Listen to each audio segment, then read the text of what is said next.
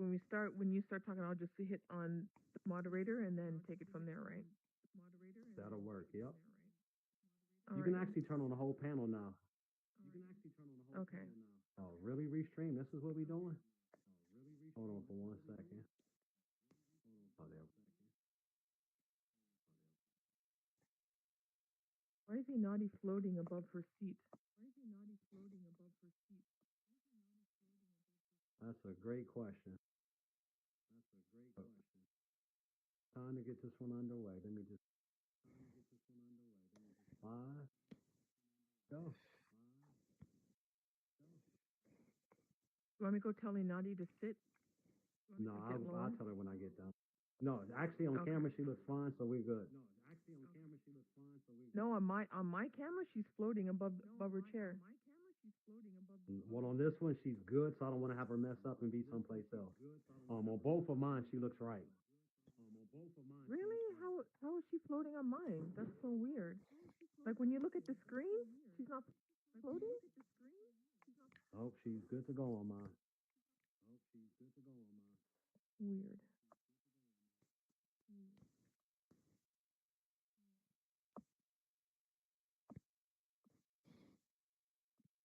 Yeah, I'm not sure why it's doing that.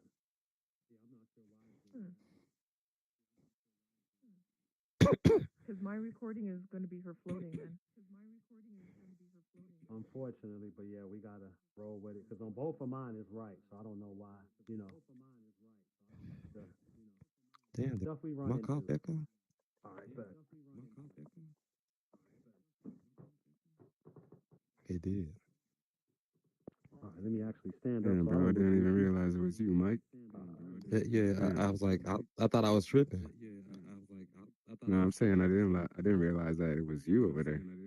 Oh shit. Yeah. Let's see if I'm I over could. here smoking. I heard the little echo after my cough. I was like, hold on, what the fuck? There we go. You're just.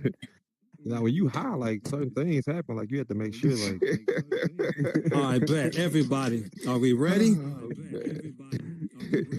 it's funny. All right, let me go ahead and get it started. There's an echo. All right, Yeah. hold on.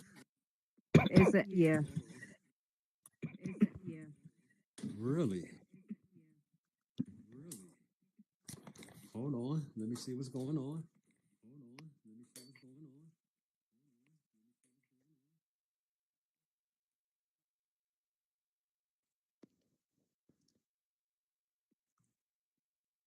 That's interesting because all of my bots are muted. Could we just mute him? What if we just mute him? Yeah, because like it's a few seconds delay, but it's happening though. Yeah. Somebody out there is listening to it, I think, is where it's coming from. I don't think it's coming from in here. I think it's somebody in the audience. Beneficial, It's most definitely are coming from you the audience. beneficial? Can you actually, audience member, we're going to ask that you mute yourself, please, because somebody is giving us echo. Hold on. I think that might be. Give me 1 second. I would have started already, but.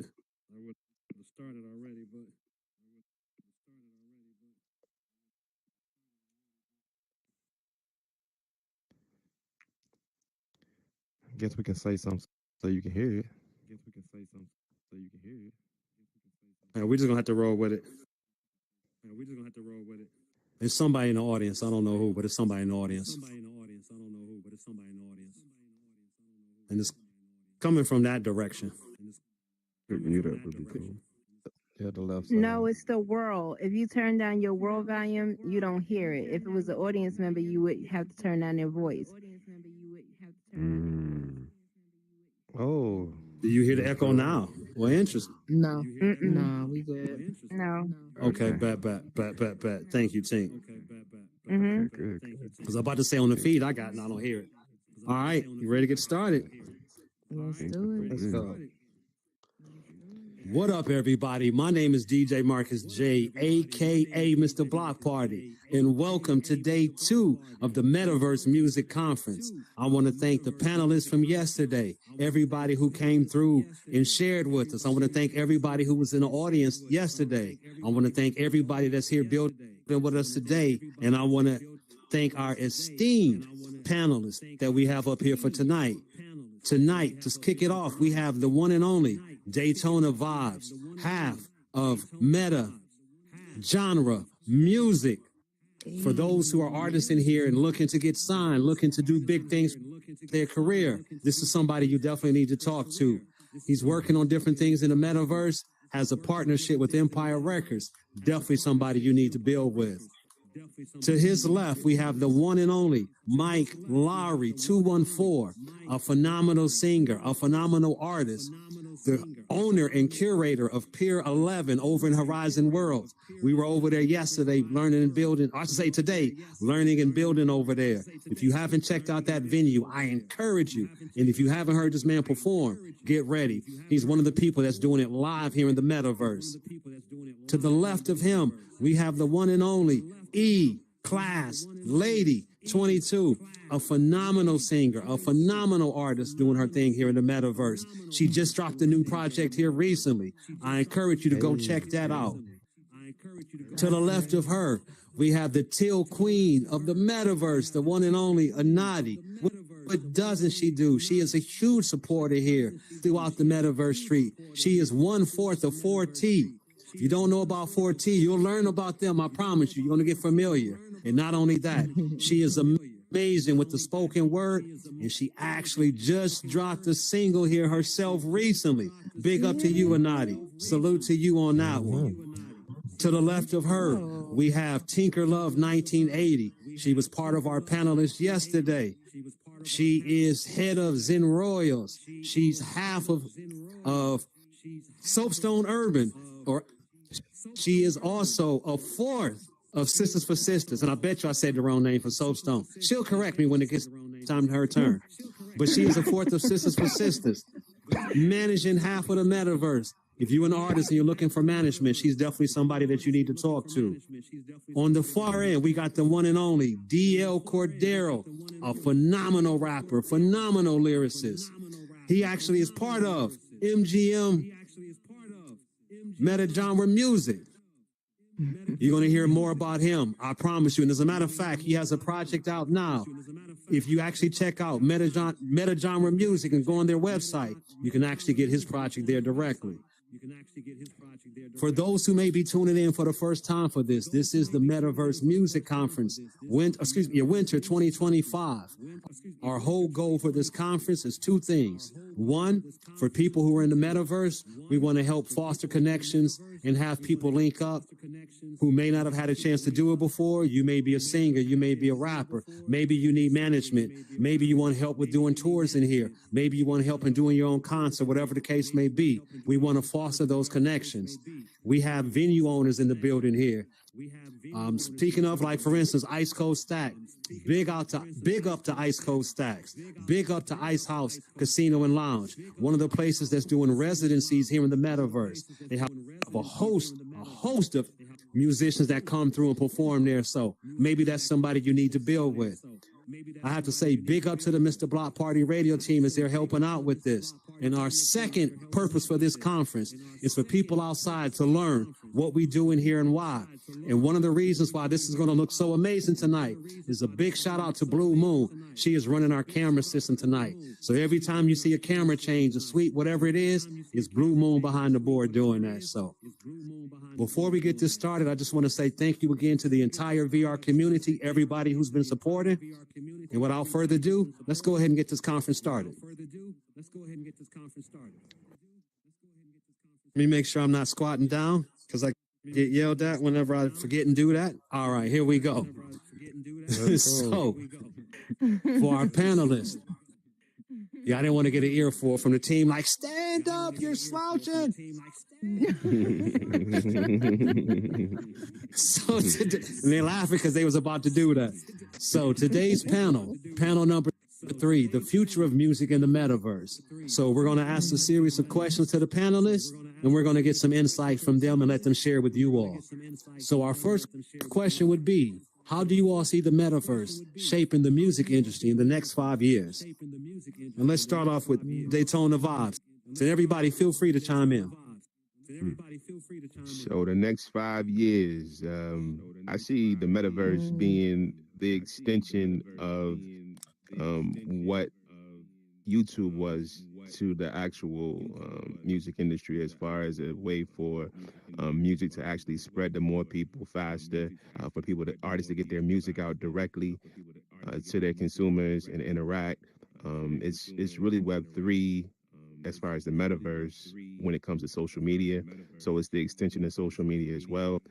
And it's just a way to be more immersive and interactive with your fan base and get your music directly out to the consumer as fast as possible, as direct as you can. I mean, we could put a project out literally with Metatron music in a day, literally. So that's something that's kind of hard to do in the real world. But as far as the metaverse, it gives us an opportunity to bring an extra level of distribution to music through the metaverse already. So I see this being a stepping stone in what we're doing as being something that's going to, other labels are going to pick up on as well.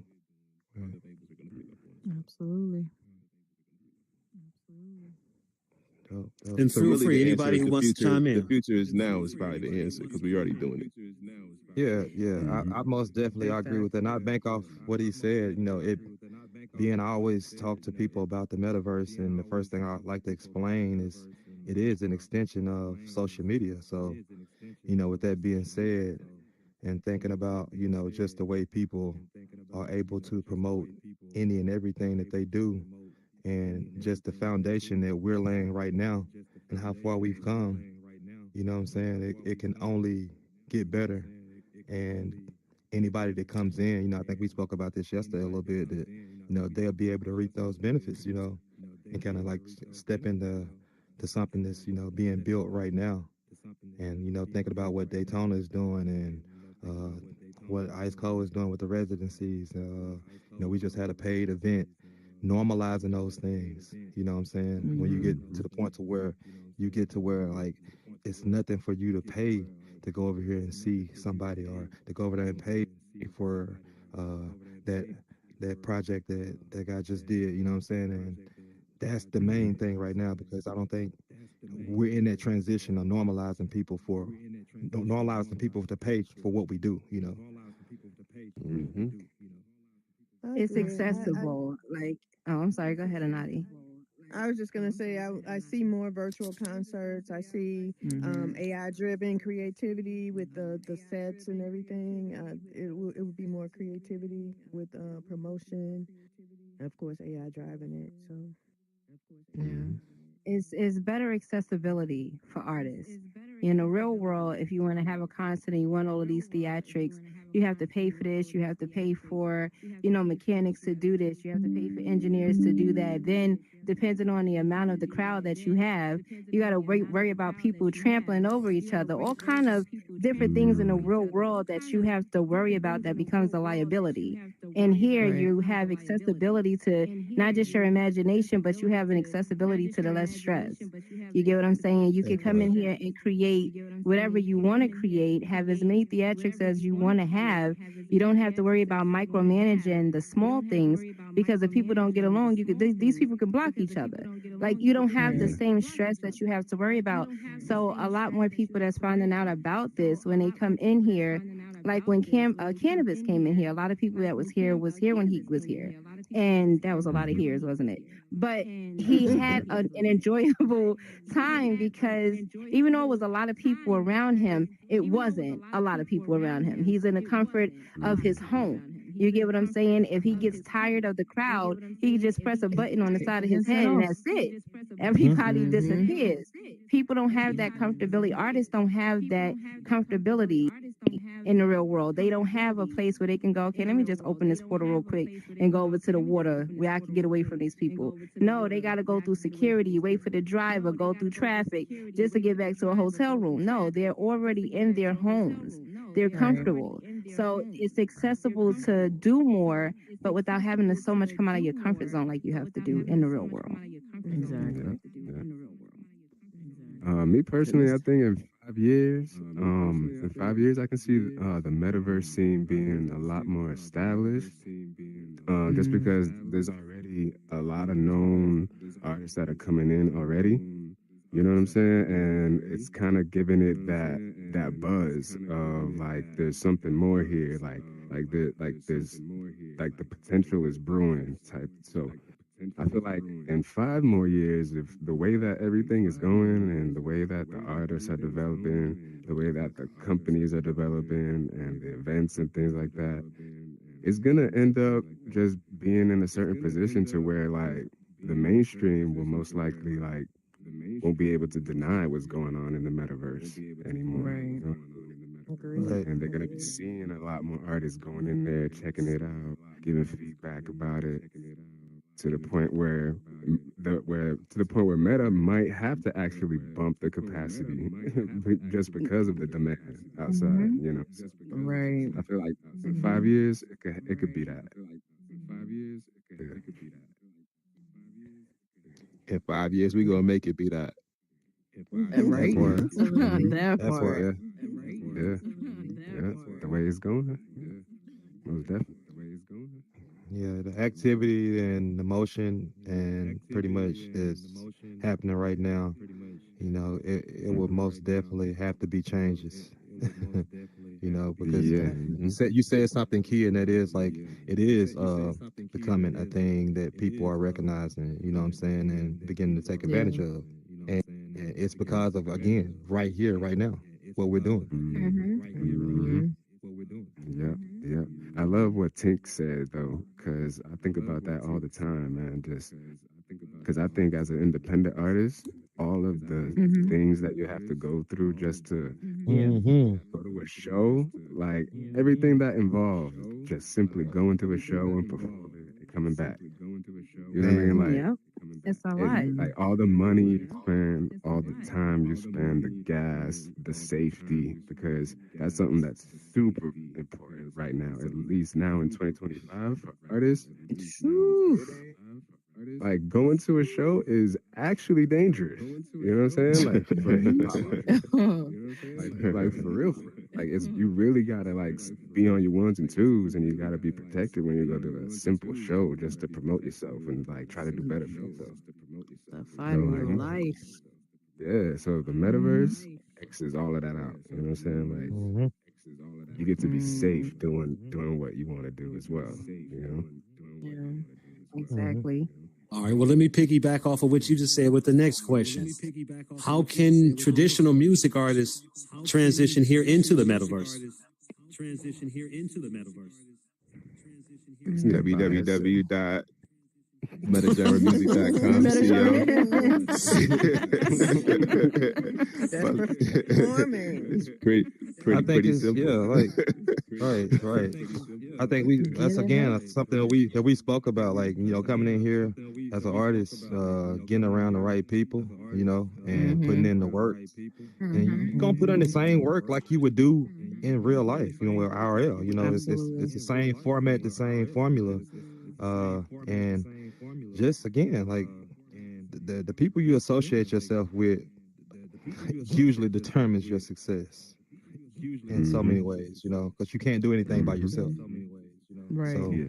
you most definitely want to But come in and get with the right people. if Go you ahead, mean Tink. by I already know what you're about to traditional, say. like a Chris Brown or a Hmm Beyonce or somebody like that coming in here, and in our minds we probably feel like, oh, this is probably above them because they have so much going on, but they hmm really do have so much going on. You get what I'm Mm-hmm. saying? There's tabloids, there's this gossip, that gossip. They can't move, they can't Yeah. breathe. You can't go Yeah. outside Yeah. with your kids without people None of flashing, that.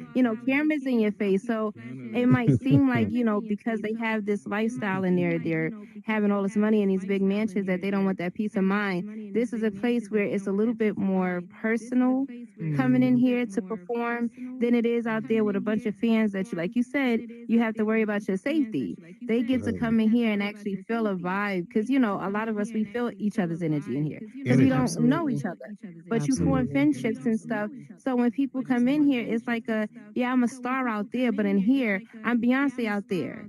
But in here, I'm somebody Right. else that I actually get to be comfortable with. You get Right. what I mean? Mm-hmm. So, yeah, I Mm-hmm. think if they took a chance on coming in here and actually understanding what this community is about, and it's bigger than just the music. Out there, you have the world, you have the ugly. You get what I'm saying? But in Right. here, you actually you get to see communities building together, and that's something that I don't think you should take for granted. I think we've actually established a seed here that is something on the outside world that when they come in here, they don't get to see often. Right. Yeah, that is so true. I remember one night, Lil C's was at Tone's 2 Time spot, and he was just hanging out. He just said he jumped on, and just so happened he ran into a couple of us, and before you know it, 2 hours later, we were just going from place to place to place, and that Mm-hmm. wouldn't happen IRL. You know what I'm saying? You Right. just Mm-hmm. end up linking with people Mm-hmm. that he not familiar with, just going from these places and places and having conversations, and and that's again like him being comfortable, feeling safe. You Right. know Right. what I'm And saying? nobody wants anything from him. You know what I Right. mean? We all Mm-hmm. just sitting in a world, we listening to music, everybody got their own bottles in the house.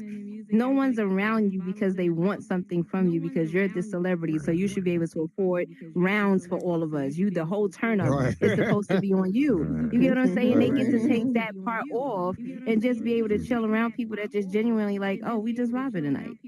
It's a different Right. Mm-hmm. thing, you know?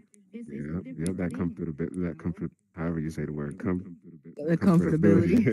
Comfortability. Mhm. Yeah, that's one of The those. That's one of those. comfortability. Yeah, Absolutely. being comfortable goes a long way with people, you know. Mm-hmm. It really does. No, it absolutely does. Mm. Mm. But I All mean, right, let's okay, talk a little so bit more about fan engagement. Oh, I'm sorry. Go ahead, DL. I'm sorry. I want to cut you off. no, you can continue. I was literally about to. Oh, okay. No, I didn't want to make sure I didn't cut you. I just wanted to make sure if you were saying something, I wouldn't cut you off there. Nah, it's So all good. you all have mentioned a little bit about fan engagement, as Mike was saying, right? C's came into here, and you got a chance to kick it with C's, like with a matter of hour, you done bounced around to like 3 or 4 different worlds in here. What do you think the future of fan engagement would be? Not just direct access with the artist, but at concerts as well. Hmm. Hmm. That's a good Mm. question, man. That Man, I really think is. It I, really I is. think it's a lot of more different things. personable. Yeah, it's That part, well, yeah. it's just more Mm. personable. You can hang out with everybody. You don't have to in a green room. You know what I Right. mean? Easier to You don't reach. gotta Easy. you You don't ain't gotta gotta act get how you tackled look. by Mm-hmm. security. You ain't gotta be tackled by Yeah, nobody's bodyguard. Like what? Right. And yeah, it's yeah, easier to read the room too, right? yeah, yeah. Yeah. It's like Oh it's yeah. like you're more you're part of the people more in here. Right. You You know, are. like Absolutely. you're an artist doing your thing, but you're also a part Yeah. of the crowd at the same time. You know, As because a person that performs and does stuff in here, like I've been singing like probably around this metaverse probably like at least 3 years, and I've Mm. met people that I've had conversations with, and on the flip side, it's people that I don't get to talk to, but they get to hear me. Mhm. So Mhm. you end up in worlds sometimes, and it's a person that you never had a conversation with that just comes up and they've heard you and they get to have a conversation with you, and all of a sudden you're sitting there for like 30 minutes just so those type of engagements like that. And I think the support comes from a genuine place when you're able to connect with people like that. you know Mhm. I think it's a different type of connection, and even with again, like just the support. I think it's right, again more genuine. right, right. Absolutely. Like And I it's had a Like I venue. got go reciprocation ahead. too. Oh, go ahead, class. Oh no, no, no, you're good. I was just gonna say like it's one thing when like I'm doing a show, doing a concert, and being able to kind of like what Mike said, having somebody actually like you may not know that they've heard you before, but then they come up to you and they be like, "Yo, that song, I heard that song before. Yo, it was dope." And then like being able to ask questions, having that personability, like being able to come and talk to you about what you do and all that stuff, it blesses my socks off. I'm gonna just say it like Yeah, that it for works real. both ways It's with it. I just swear to it God. really Right. does. It really does. It does my heart so good because Motivating. I don't be expecting it, to be honest. Because you think you just I get on stage, whatever, do my thing, and move on to the next venue or whatever, or hang out a bit, and then just being able to have that fan engagement is a beautiful thing. I appreciate it. Most deaf. And I like it's reciprocation. Like it's you get to be a fan of someone and you know, whatever celebrity, you're like, oh, I'm a huge fan or whatever. But in here you actually get to it's reciprocation like with Vinny from Naughty by Nature. him Mm-hmm. him coming to my birthday, me being able to call him at 4 in the morning to do a video for Yo Afro. I'm a fan of yours. Like I've been a huge fan. I won my first dance off of his song. But for him to turn around and be a fan of yours, even people that admire me, you get that reciprocation when I get a phone call and say, "Hey Tink, I just wanted you to know, hey, thank you for such and such. I really admire." You get to give the flowers back. A lot of Right. times with celebrities, you don't get to get that reciprocation of, well, hey, you know what? I'm actually a fan of yours because of X, Y, and Z. You actually get to understand those type of connections, like Mike said. So in here, it's a Mm-hmm. little different because, like he said, it's very personable. So you Mm-hmm. get that different type of interaction of that give and take, where sometimes you wouldn't have gotten that. There's a lot of that You in the know what, Tink? metaverse. I There's want a to lot of piggyback off of what you reciprocation. just A lot of said. that. Just really quick, and DL, I'm gonna definitely get to you, but I thought she was about to say exactly what I was gonna say. But big shout out to Vin from Naughty by Nature. So something that I personally learned from him at an event that he had, and in the industry, you know, you have, say, for somebody like him may have hundreds of thousands of followers, right? But you kind of start to wonder how many of those hundreds of thousands of followers actually rock with you. And he used a term that was called superfan. And a lot of the majors are trying to focus on more so developing and encouraging super fans. And what those super fans would be like 1,000 people who truly rock with you. Every concert you go, they're going to be at their concert.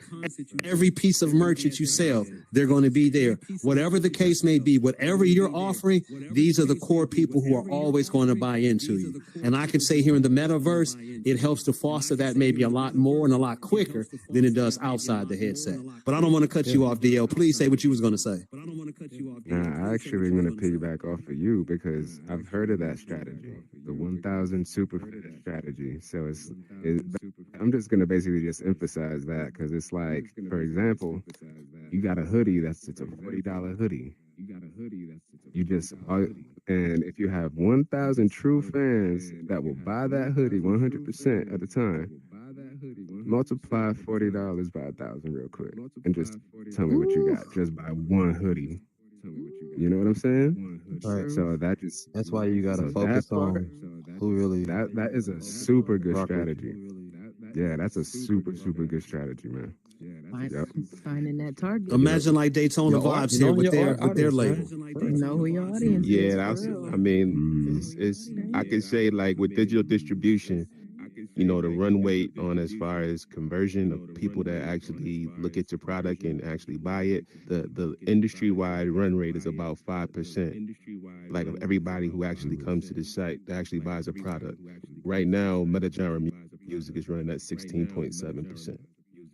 Just to give you an idea, and we just started, and we don't have Beyonce, so and what we're doing, you know what I mean. So it gives you an idea of the possibilities of the metaverse versus the real world, as far as because of what you said, like the ability for engagement, the ability to actually create supporters in a different way, especially as an independent artist, you know.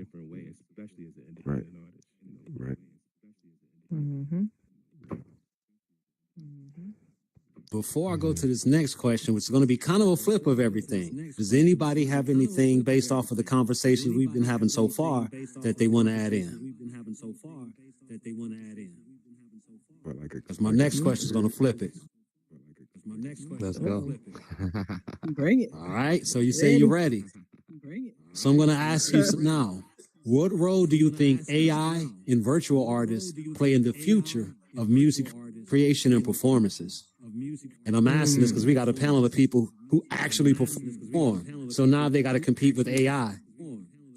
What are your thoughts on that? Now I understand the question. What are your thoughts on that? I mean, Well, one of the good luck things to that, them. go ahead. Honestly, One of the things that's been happening like that it's just now like the light is being shined on because all the talk about AI, people have always used AI to have somewhat of, I guess you can say, create, meaning like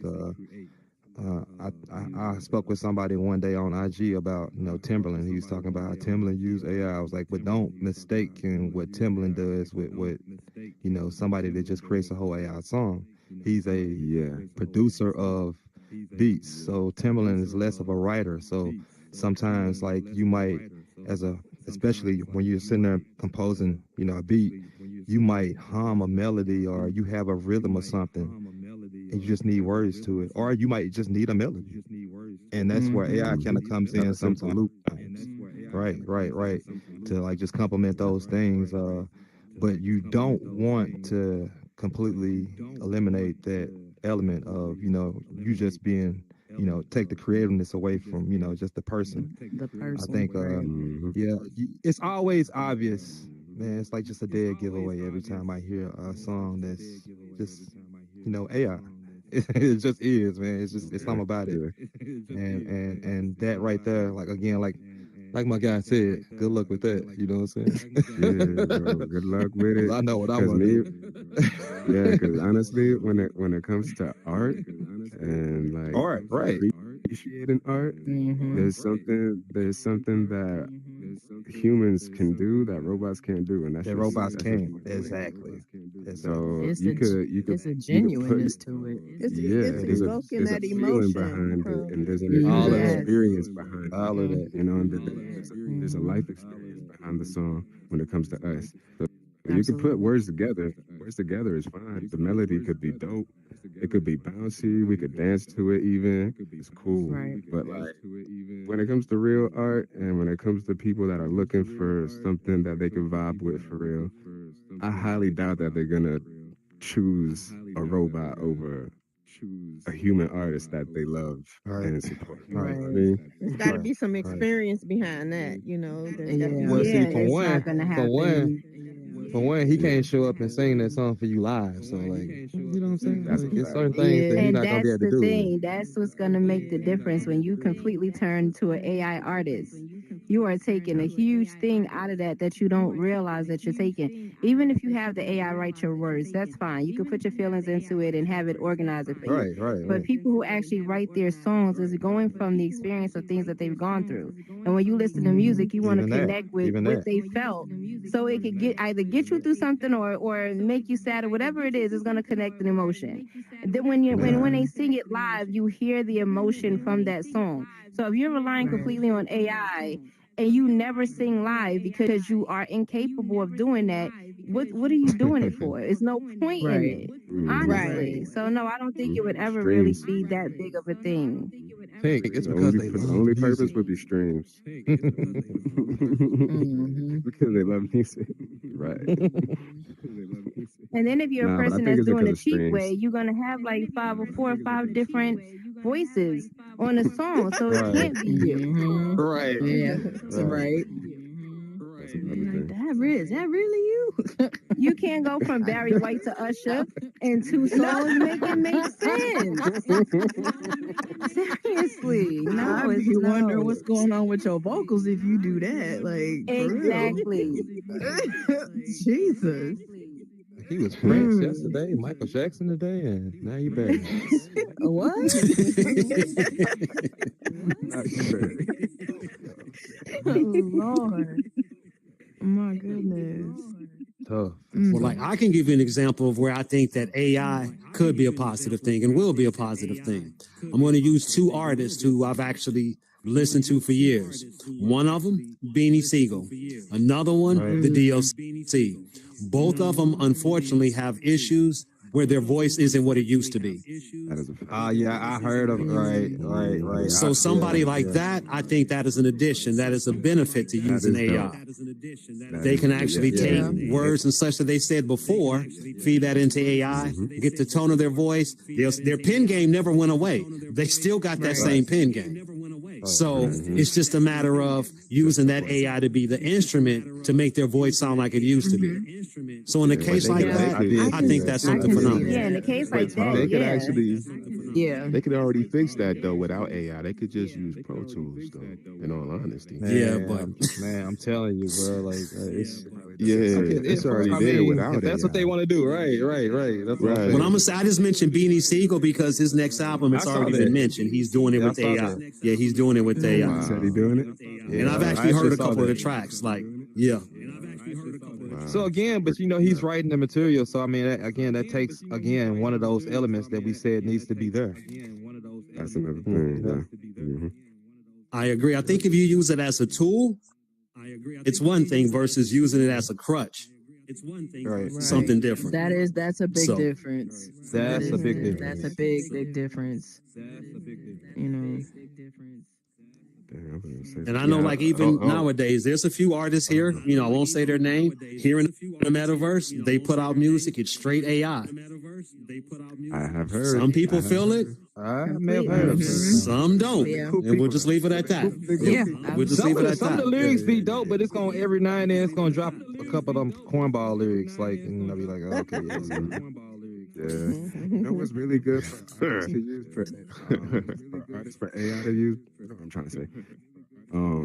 The marketing side of things, like at least me personally, like I use ChatGPT to just like give me marketing strategies. Right. Yeah. Give me like give me the top trending things that are happening right now. Give me like give me some keywords, some buzzwords that I could use in this presentation. Things like I use it that way, and that's super beneficial. Super beneficial. No pun intended. Shout out to beneficial games. Yeah. Create the radio drop for your track. Yeah. Right. There's certain ways that we could use it without like cheating. If that makes any sense. Right. Yeah. You don't want to taint the art, that part. Yeah, but as long as the art That is right good, there. right. When it starts talking about art, yeah. They can ask Question? questions, Marcus. Mm-hmm. Yeah.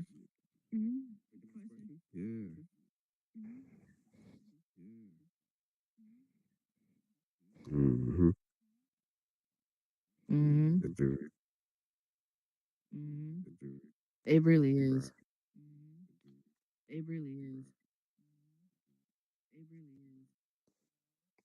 Mm.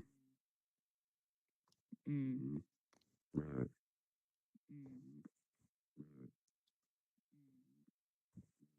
That was his thing. Mm-hmm. Mm-hmm. Mm-hmm. Yeah, I can see that. Is that it's not human. Right. It's not. At Yeah, least the computer is actually doing everything. it's just the simple. Right. fact that it's not human. Right. Like anything, Well, I think some out there, if you use it as a tool, it can be beneficial. But again, if you're using it as a crutch or the complete way of building that sound, that's maybe a different subject. That's a different story. Right, you got some artists that it's not their lyrics, it's computer generated lyrics, it's not their voice, it's the computer generated voice, and it's not even their image, it's a computer generated image. It's literally everything computer generated. It's typed in prompts, and they got a song. And a singer. So perhaps there should be a separation between artists and AI artists, because I think when people that are AI artists consider themselves an artist, it's a form of disrespect to people who actually go in the studio, Go out pay here for and do it, time, put the write work in. lyrics, put their emotions out there. Like it's a It's a lot of process. work that goes into that process, the instruments that they may use, and this person is just completely a computerized person, so then don't put yourself in that particular category and battle that and say, well, no, I'm an artist, because no, you're not. Your computer is an artist. That isn't a Mike is an artist. Kadero is an artist. There's something that goes into that. They have to actually perform these things live and use their vocals and their breath work and control their breathing on the stage and all of that. You just press a button. It's not the same thing. So it's like categorize it as it is, but don't disrespect the artistry of people who actually poured a lot into that. And I think that's where the separation comes in. It's no different from just making a beat. Like if you weren't even singing, you know what I'm saying? Say if you were just making a beat with AI, right? Do you call that producing? Right. There's a difference. You're not Right. lying, Mike. Right. You're not lying, Mike. So it's really not hard to break down, I think it should be classified as a separate genre of music, personally. I was gonna say, I think so too. I think it would just be its own separate little entity, like a breakdown of that in that frame. It would have to be a separation. It would have to be a separation. Like, look, I don't want to see DL or Mike Lowry at the Grammys and they're up for a Grammy and they're up battling against an AI. Like that I don't think is right. I don't think personally. that's not necessarily fair. I don't think that that's actually fair. It's not the same. It's really not. Yeah, that was a good question. Got me feeling like the Matrix, the Matrix of music. It's coming. You know what I mean? It's coming. Neo. All it's going to take is one hit. You know what I mean? Because dealing with a programmer, if everybody fall for it, it's a wrap. You know what I mean? Because dealing with one programmer versus dealing with several artists is going to be a lot easier business wise. And at the end of the day, they looking at dollars. That AI doesn't get tired. That AI doesn't complain. Right. There's so many reasons why a label would actually want to go that way. It's not going to jail. It's not getting pregnant. It's not doing none of that. You know what I mean? It is what it is. It's not going to rehab. It's not doing nothing. You know what I mean? Not going to rehab. To me, the biggest way to keep that from happening, if you want to make sure it's separated, is the people have to demand that. If the general public doesn't demand that, it won't happen. Like, I'll give you an example. I'm a DJ, right? Some years ago, I can't front, I used to be mad. I won't say anybody's names, but there would be celebrities who aren't actually DJs, right? But for big events, they would get hired to stand behind a DJ set and jump around and act like they're doing something. I saw that. And there's a couple of photos that you see or videos that while that's happening, there's some guy who's the actual DJ, hunched down, crunched over where you can't see him, actually going off doing their thing. His or her thing. But on stage, what you're seeing is that celebrity bouncing around doing whatever. I used to get upset at that, but then it hit me one day. That particular crowd that goes for that is not the same crowd that's going to want to see me rock and do what I do. So I said there has to be some separation, in my personal opinion. Facts.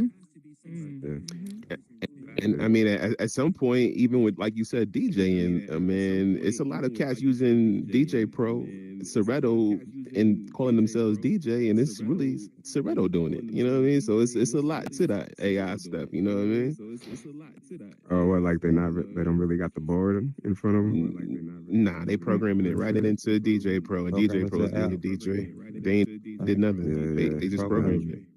Right. Look, I remember 10 years ago, the first time I saw that somebody was spinning one day, or at least I thought they were spinning, and I happened to walk behind the booth. They had all their songs listed, and the software was doing all the blending, all the mixing. Wow. They weren't doing anything. Like, you would hear transition happen, and that person back happened to be at the DJ booth. You're like, okay, like, how did you turn around? And that transition just happened. It was all programmed. But again, I feel that it's us, it's the people. If you demand better, if you demand that separation, then I think we'll have that separation.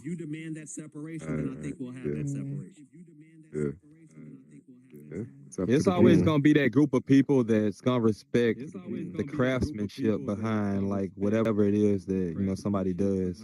You're gonna have the Yeah. ones that just want to have a good time in the morning, whatever. Then you have the others that they come to see you actually do what you do, whether it's DJing, singing, rapping, whatever. Mhm. Yep. Yep. Yep. I Look at the actually Tiny think Desk there's way performances. more Think about people that. that. Prime Right. example. Prime Yeah. example. Yep. Hmm. Prime I just had example. one, what, last Friday? Saturday? Big Yeah. shout out to Yeah, you, E That was Class. Shout you out did that to was very God. good. You did very that good. was yeah. And the people that Yeah. come out to that are people who Meant a generally want lot. to see the art perform. They want to appreciate your Hmm. craft that way. They didn't come out, they just Yeah. hit a play button and let it ride.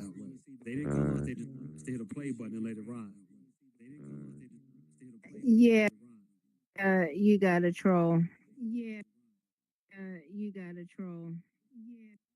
So let me We always block get first somebody that of needs a all. hug, that type thing. Yeah, So let's go ahead and get rid of absolutely. them. I just blocked them. Somebody who just needs a hug, it's okay.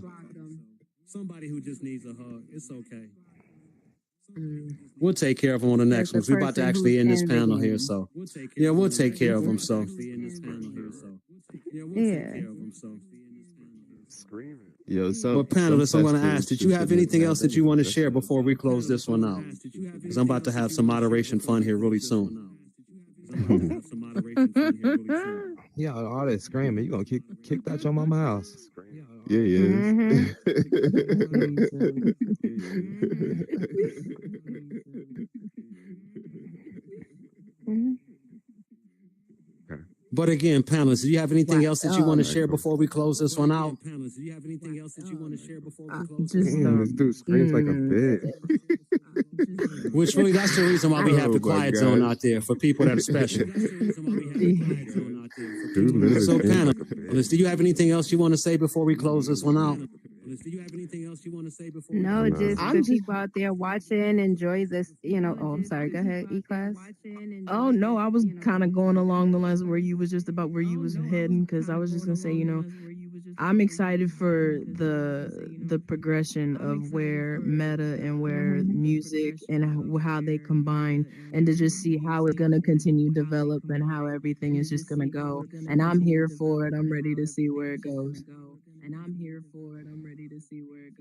Absolutely. I mean, for the people out there watching that are interested in coming into the metaverse, it is a community in here. We're Mhm. building something bigger than Absolutely. what you may think it is or what you may think is a game. It's not. These are real people, real businesses, real personalities, real good energy. So, come in here and try to be a part of that. Absolutely. Or, Yeah, and I think the cool part about all of this is it gives people an opportunity to really, like you said, build community, build an Hmm. actual fan base as an artist, as an independent artist, for relatively a small amount of money. Like artists, like the first time artists, you coming in the door Right, starting at 10 stacks. You know what I mean? right. Just to do promotion, just promotion alone, not even talking about recording. So Right. it's like it's giving an opportunity for artists who have a lot of talent, but may not have, you know, 10 stacks to go into promotion to come in here and do promotion for a fraction of that. You can do a lot of Right. damage in here for about 150 bucks, 200 bucks. You can do a That lot of part. damage. That part. yeah, Seriously. You know what I yeah, mean? no lie. Compared to 10 stacks. So and it's the same talent. So it's just opening the door for more people to do more things. Absolutely.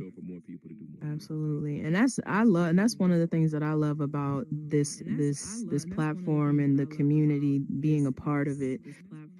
Cuz new artist myself, being a new artist myself, just dropping my album on January 17th, and just being able to have, like you said, Daytona, that marketing, being able to promote my album and being able to promote my music and stuff is done wonders for me. And just to see like Mhm. my numbers, the stats and stuff, like the track, seeing them just, stack up and just see the numbers rise and everything, it blows my mind. And I'm just so grateful to be a part of this community. I love it. And I tell people all the time, it's a leap of faith in coming in here. You do yourself a wonderful justice coming in here and being a part of Mhm. it. Understand.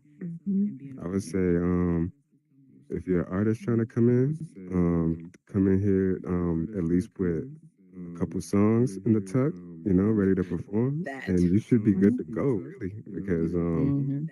there's a lot of people that are looking for artists just literally randomly. They pop into a world and somebody's looking for,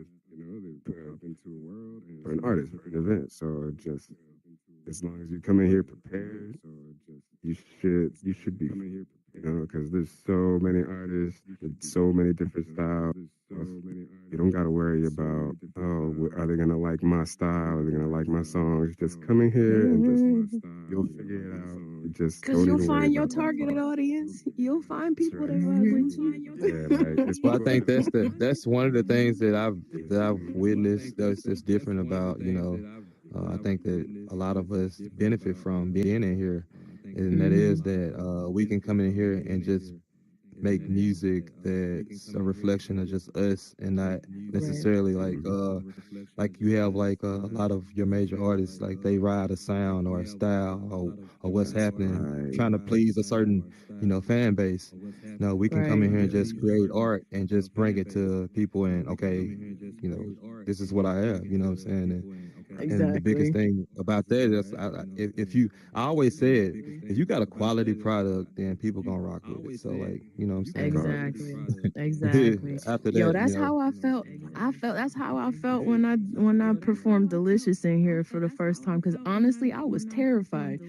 I ain't think anybody was gonna vibe with Mhm. English and Korean lyrics, but when I brought it in here and Mhm. then just the response that I've got from it, it blew my mind. It like I was like, oh, okay, yo, this is dope. Just to hear that people was vibing with it because because they love the art, they love the music, they love what you do, and they want to help support and promote that. Like that was big for me.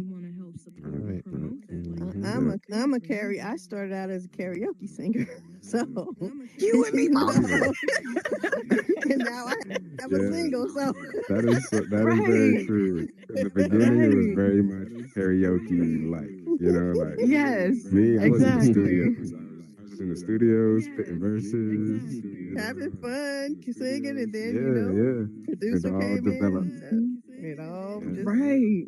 I started out, I wasn't even trying to get seen. I came into this space trying to be unseen, but then like So imagine I, that I things in this space just right, motivated you to do it that. Imagine motivated that, right? right, yes, absolutely exactly.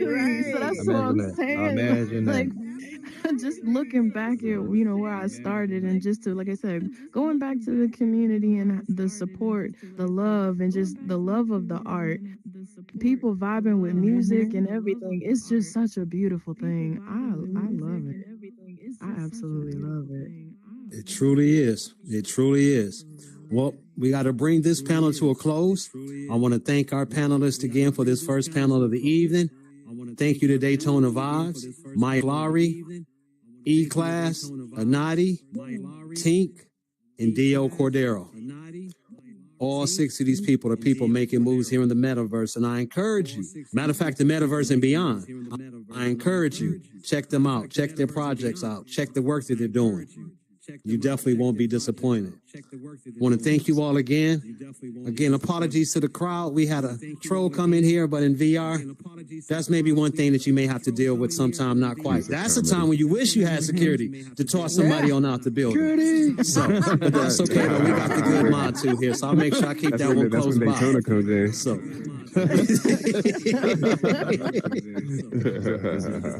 so again, Bobby for panelists, I want to sure. thank you all.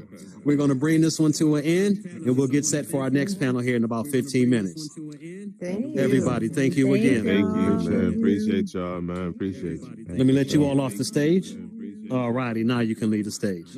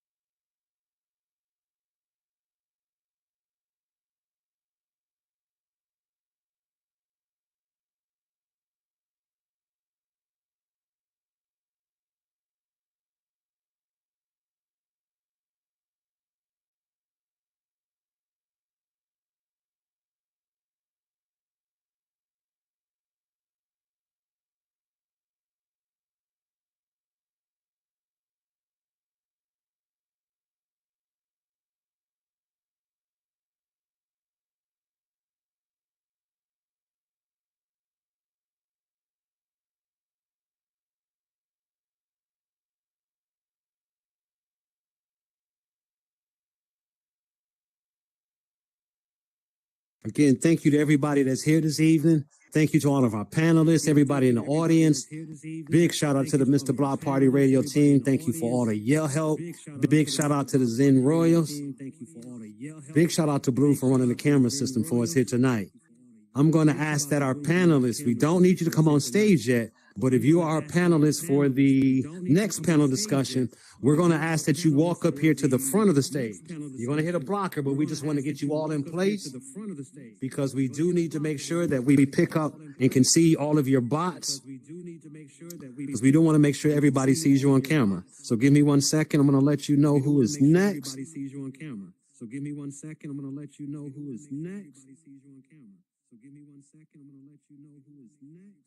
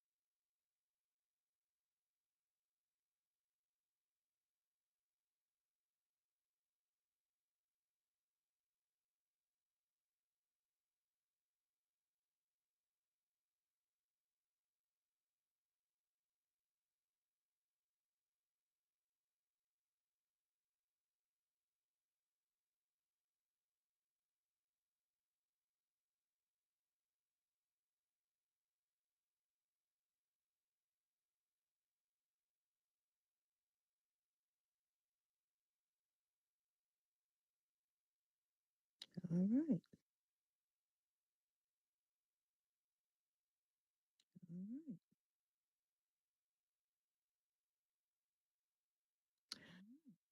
Welcome, everyone, to the Metaverse Music Conference Winter 2025. I'm your host, Anadi, and I'm honored to be moderating this panel on the impact of virtual spaces on music communities.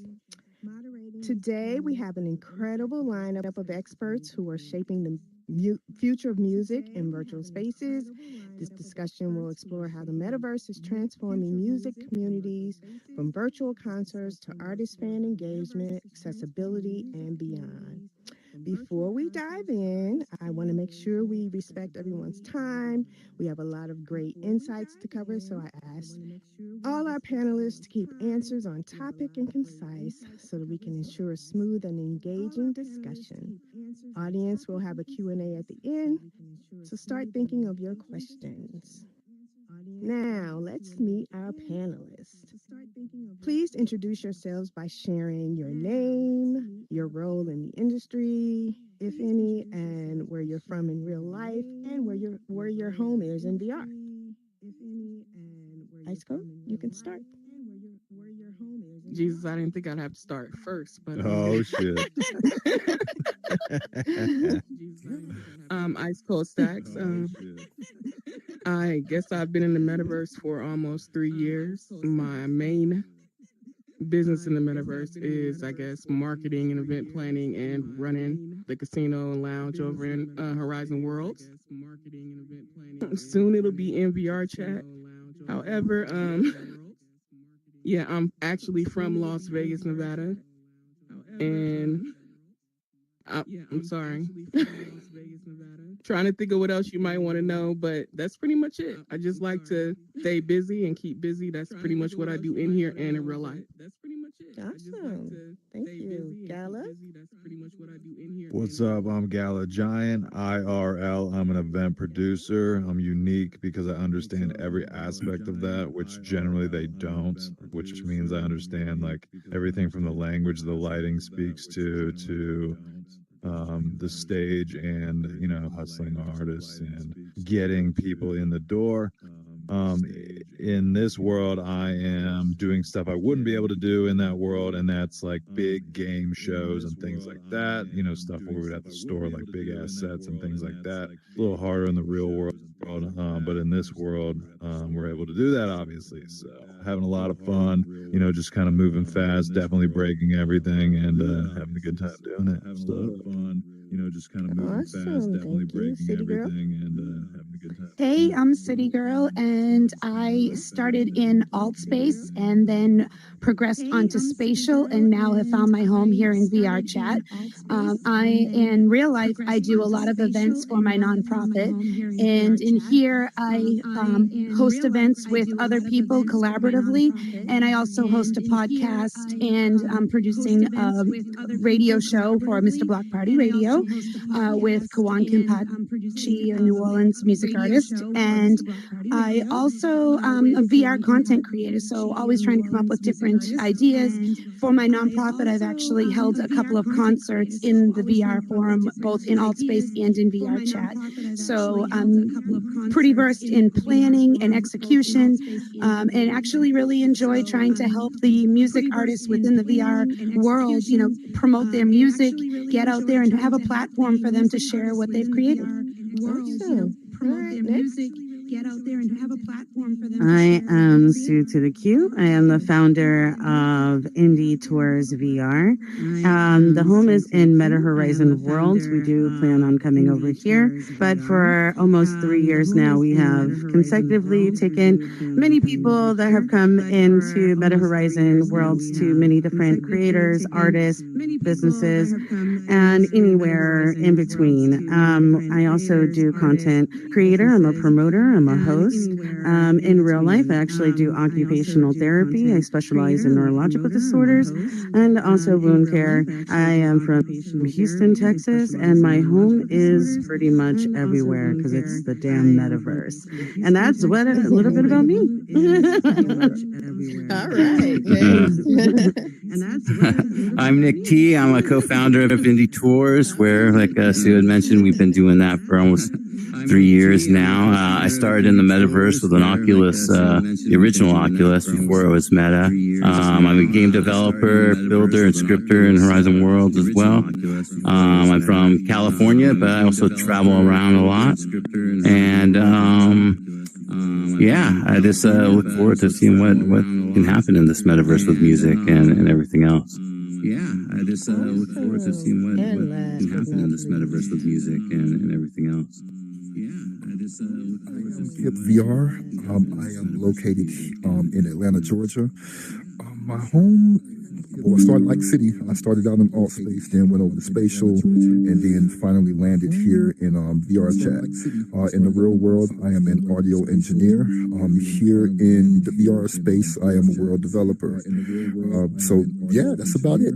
Quick schmoo, cut to the chase. Audience, let's show some love for our panelists by showing some emojis. All right, let's get this party started. All right, virtual venues offer timeless potential. You know, no venue rental costs, no geographical restrictions, and an audience from across the world. But do they create the same sense of community as traditional ones? But my first question, how do virtual music venues compare to traditional ones in terms of community building? And what strategies work best for creating deep connections in these spaces? No, don't everyone jump at once. Oh, that's a good question. I think that here in the metaverse, there is a lot of opportunity for building communities and things of that nature. As you guys know, I am the one of the co-founders of the Sampler, and we've noticed that over the past, it'll be our 3rd year anniversary this year of the creation of that broadcast, and what we've noticed is that we picked up a nice following in alt space, and as we came over and we jumped different platforms, it's built a very large community. We've seen over the past I think about 6 to 8 months, we've seen a significant jump in our engagement of the community that we've been dealing with. So I think that here in the metaverse, when you have these venues where you have people from all over the world that can just log into their headsets and come directly in, you don't have to take no plane, you don't have to drive a couple of hours, it's right here at your fingertips. So I think that here in the metaverse, it may be a little bit easier to connect with that community and build even a larger community and following, especially over the next couple, as the metaverse branches out and and more people start to become engaged with it. Yeah, I agree. I'm gonna actually piggyback off of that, because I actually very much agree, because you have to think about when you're doing events or whenever you're out there with your community, that your demographic, whoever it is that you're trying to bring in, right? You only get to see them for such a short amount of time in person, right? Then you go home and you cook and you do all those things, right? In here, it's a lot different. You are creating bonds on such a faster level, because like in between my cooking, right, I can throw throw this in real quick, come in here and go work on something, right, and go collab with this person or collab with that one. So I'm creating that neurochemical of this bonding with this person on such a more rapid level than you would in real life. So building that community in here is a lot easier. However, how you build that community really will determine your success in this environment as well. So taking that into consideration is also extremely important when building a community in the space. Good point. Good point. Yeah. And I'd like to say too that I think also user experience when you're doing those events, do the people, are they able to find the event easily in the world itself, is the experience of the world, easy to navigate? Can they, hang out with their friends or their whisper zone, stuff like that, different things that help it go beyond an actual venue. I mean, I wish I could go to a real concert and be in a party with somebody. Yeah. Mm-hmm. Yeah, that level of intimacy. Mm-hmm. The other thing too is the diversification, I feel, of the community in here, that people you would not interact with in your normal community in the real world. When you're in here, you're meeting all these different walks of life, and there are people who you might not like the exact same music, but because you're interested in doing the same types of events, you may end up bonding with them and growing within the community and putting together an event that is more eclectic than you would ever experience in the real world. Yeah, So VR true. is an enabler because in the real world, if you went to a venue and you said, hey, me and my boys, me and my girls, we want to get together, we want to do a show, they're going to say something to you like, well, just to turn the lights on and it's $10,000-$20,000, you know, that's the ticketer, the bouncer, the bartender, you know, that's everything. But in VR, there is none of that shit. So you're able to actually do things that might not have ever happened in the real world. And that's what's so beautiful to me about this space is that there is no cost barrier, essentially. You know, Exactly. and things can happen. Yeah. Like they were talking about in the first panel, right? When they were talking about like how, like, bringing out and promoting music in the, you know, in this space and how much easier it is, you know, the cost of doing things out there versus in here. It is big time, huge difference. And it brings that leveling field in this industry for those people, those musicians, or anybody out there that is talented trying to get their art out there.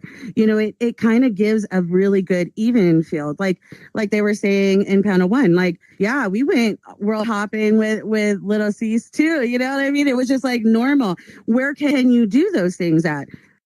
You know what I mean? The networking alone in this space, because there is such a level of diversity, opens up your opportunities so much wider. I mean, look at MGM, you know, and Daytona and Sweetest Flower. By just, you know, by them having this platform and opening it up, you know, and I think as musicians and artists that are coming in here, also remembering that you're part of the foundations that are coming in here. Y'all are pioneers, right? This is new untapped space that is really, really starting to take off.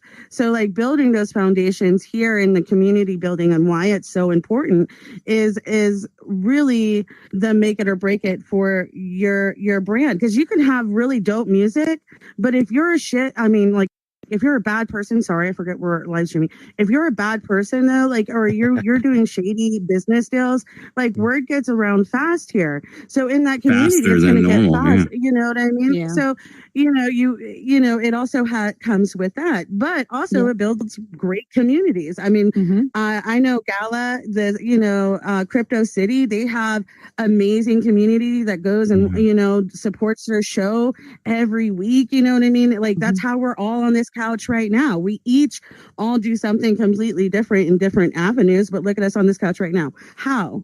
Because we use that community that In the we real world, have this to wouldn't build it. happen. Exactly. Yeah. Exactly. It would be Yeah. really hard to. Yeah, exactly. Yep. Okay. Thank you. I'm going to move on to the next. The metaverse gives artists and fans direct interaction, but managing online communities comes with challenges like trolls, you know, the last panel, moderation issues, and keeping engagement authentic. My next question is, what are the challenges of moderating online music communities, and what are some effective ways to maintain a healthy engagement? I'm Well, gonna say anybody, go go ahead. ahead. Go ahead. Go ahead. You take this one. All right. I was gonna say, I know one of the challenges for me when throwing events over in Horizon, you never know what you're gonna get with Horizon. So you kind of just have to be ready to roll with the punches. If someone can't get a body, and you have to have at least, especially a paid event in Horizon, make sure you have a backup person to help with things, or two backup people to help with things, because you don't know exactly what you're going to be getting. The world could start messing up the scripts, everything. Make sure you have a different venue set. This way, everything can still start on time, and you're not having people wait 2 or 3 hours for a show. or to have to, reschedule. If things aren't still going awry, schedule your show to where you actually have a world set over in VR chat. You know what? Everybody, we're going to move everything over to VR chat. We already have a world picked out over here. Everything is still going to start maybe about 10 to 15 minutes late, something. Make sure you're also like bringing things, check the world the day of. It's people that do rehearsals a day before. That's not the same day in Horizon. Anything could happen. Exactly. So just actually plan for things to not go according to plan, basically. Yeah. And plan for those VR trolls. chat, we have similar things in VR chat too, though. I mean, and we've actually implemented between Kip and DJ Marcus, they actually made a moderator tool to be able to help when trolls come in. And to speak to what you said, Stax, is like, it's not just having one or two people, it's having a team of people that you trust to be able to rely on. Because like when I'm doing Crypto City, I'm up on stage and I'm interviewing people. I can't be moderating the crowd. I can't be worried about someone coming in as a troll or an avatar that's super loud and playing music and being disruptive. We're recording and we got to push that out to YouTube. So I have someone who does crowd control, Loudfire. She's amazing. And she sits there and as everybody comes in, she moderates what their avatar is. Is it going to be a crasher avatar? Is it going to be too heavy and take the world down? And if it is, she asks them nicely to take it off. If they don't, then she boots them from the world. And you do have the option over here in VR chat, which I know you don't have in Horizon, but we can make group instances so that if somebody comes in under a group instance and does something wrong, we can kick them out. And they're only booted out for like an hour, but it's long enough for you to do your event and not have to worry about, them being disruptive. And you can add them to like a blacklist script so that they can't get back into events and stuff. So there are some tools in there for moderating. Yeah, and I would say as a new artist. Continue. No. Oh, I was just gonna say, as a new artist, it's very helpful that you learn these tools, learn the basics of building worlds and scripting in VR chat and Horizon. That way you can know how to use those moderated tools as well. If sometimes those tools don't work, you know how to fix them.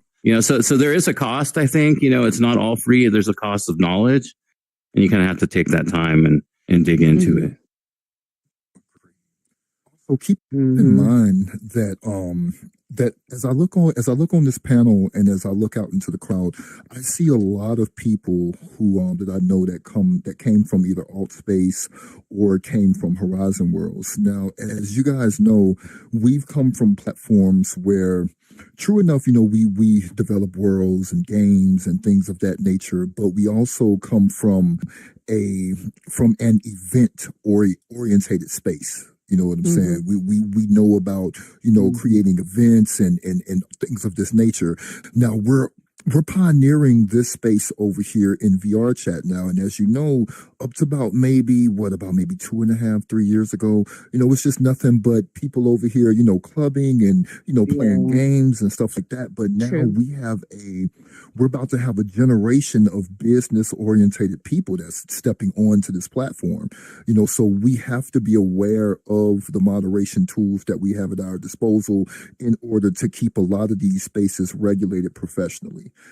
So like City was saying, like with the band tool that we have, then also with the moderation tools that VR chat has released with having your groups and stuff, you'll be able to moderate these spaces and make sure that that it stays of a professional level.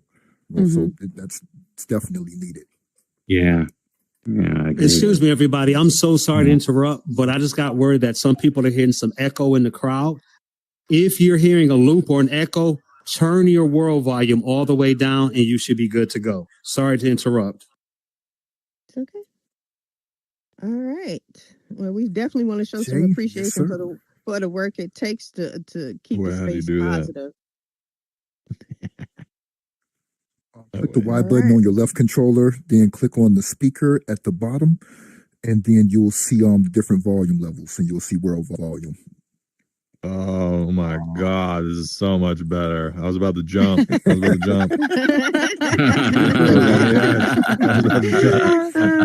Don't Don't jump, Kiara. Don't jump. I'm back. Jump dive. I'm back. All right, let's move to Yellow. our next. Holy crap. One of the most exciting possibilities of virtual spaces is the ability to promote inclusion and accessibility. Anyone with an internet connection can attend, eliminating physical barriers. We heard from Jen Smash, just yesterday about, with her work with amputees and how she's getting them into the space. How can virtual spaces help promote inclusivity and accessibility in the music industry, and what improvements still need to be made? Oh my goodness. Man, so let me so tell much. you, Right? when I heard, okay, I wish Danica was here, because Danica was the first creator I ever observed that had a recording studio in the metaverse over in Horizon World. So I think it was the student, Oh yeah, I remember that. That space, man, you'll have the artists coming there freestyling and stuff. And, it brought in people of a lot of different cultures and stuff that was in the hip hop community. Also, Soul G, he had Freestyle Power Hour over in Alt Space. Then he transitioned to Spatial with us. Then he brought it over here to VR Chat. And we noticed that when he first brought it in, we saw a dip in the engagement from the community. So, Soji, he kind of faded back for a little bit. And then we went to him, we was like, yo, we need to start this back up. So he comes back in, because every Friday, Flashy was, he's in there hosting every Friday. So what we noticed was, by being over here in VR Chat, we started seeing like a lot more engagement from the music community. People of all walks of life, all ages coming in, enjoying the space. So these spaces play a pivotal role in being able to bring these people together. And I'll comment more on it later, but I just got excited when you said it about spaces. You know what I'm saying? I was thinking of Danica. So, Truth, yeah.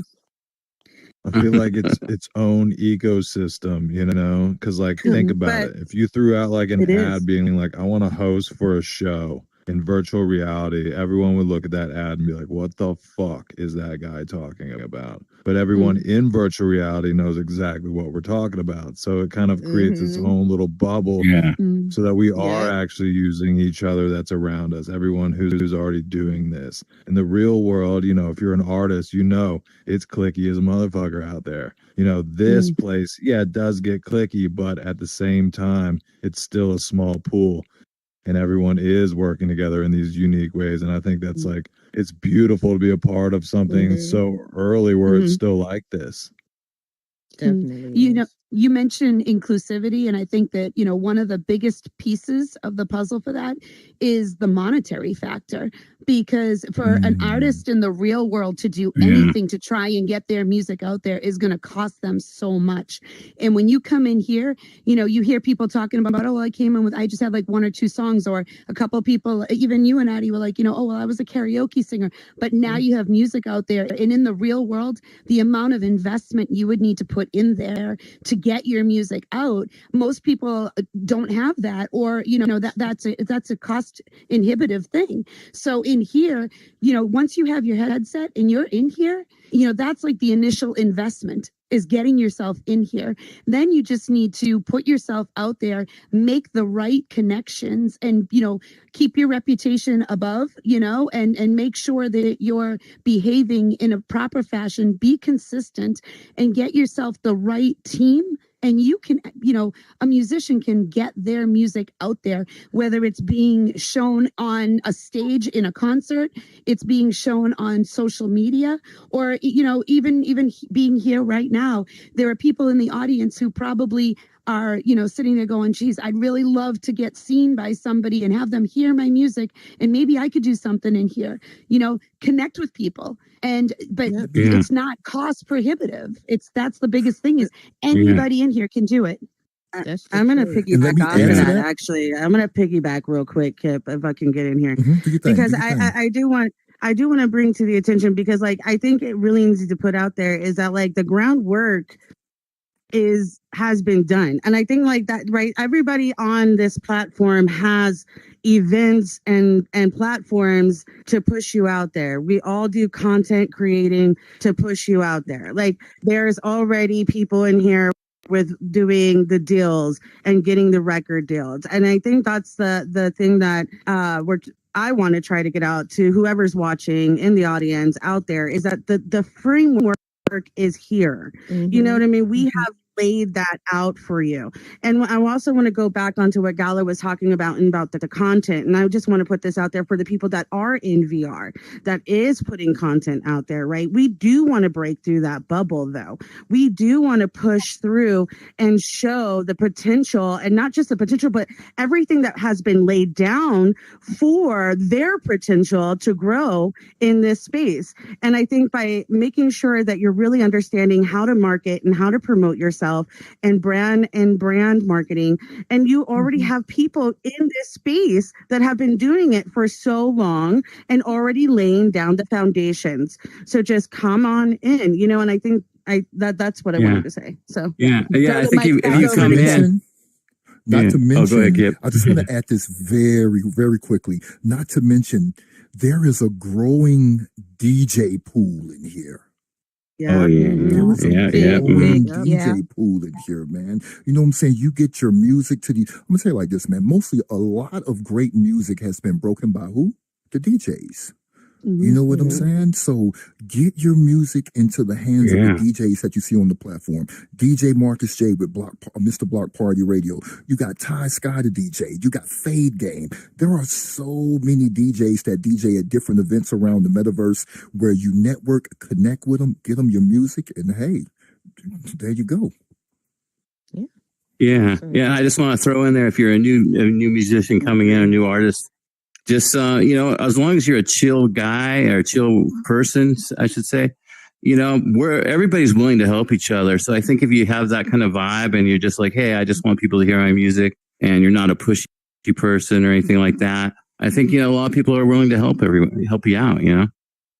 I'm gonna actually, I'm gonna piggyback off of that and not just say like not just a bad person, but just act.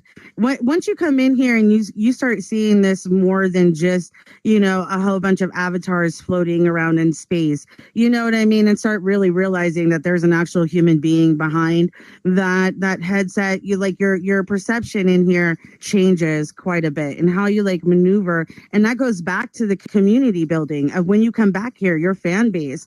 You know what I mean? Because just like they were saying, like she brought her music in here, didn't know that other people would love, you know, another language mixed with rap. You know what I mean? Like there was there was Loud VR at one of an event I went to, completely different genre music, but welcome with open arms. You know what I mean? Because he knows how to maneuver in this space. Yeah, you go through things when you first come in here.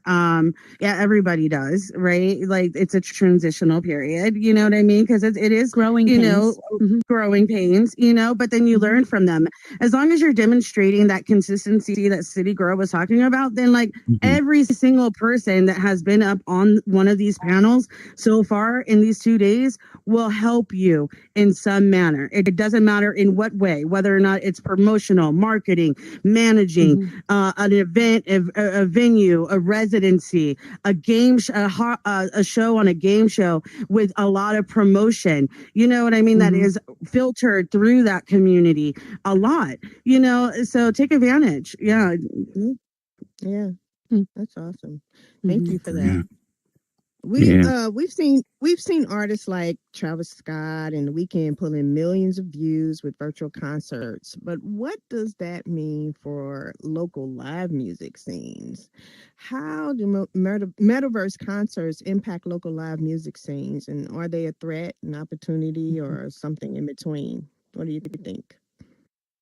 I think it's going to definitely an amplify. opportunity. Absolutely, they're an opportunity to increase your your vision with your audience that you currently have. Vin Rock from Naughty by Nature is a perfect example of that.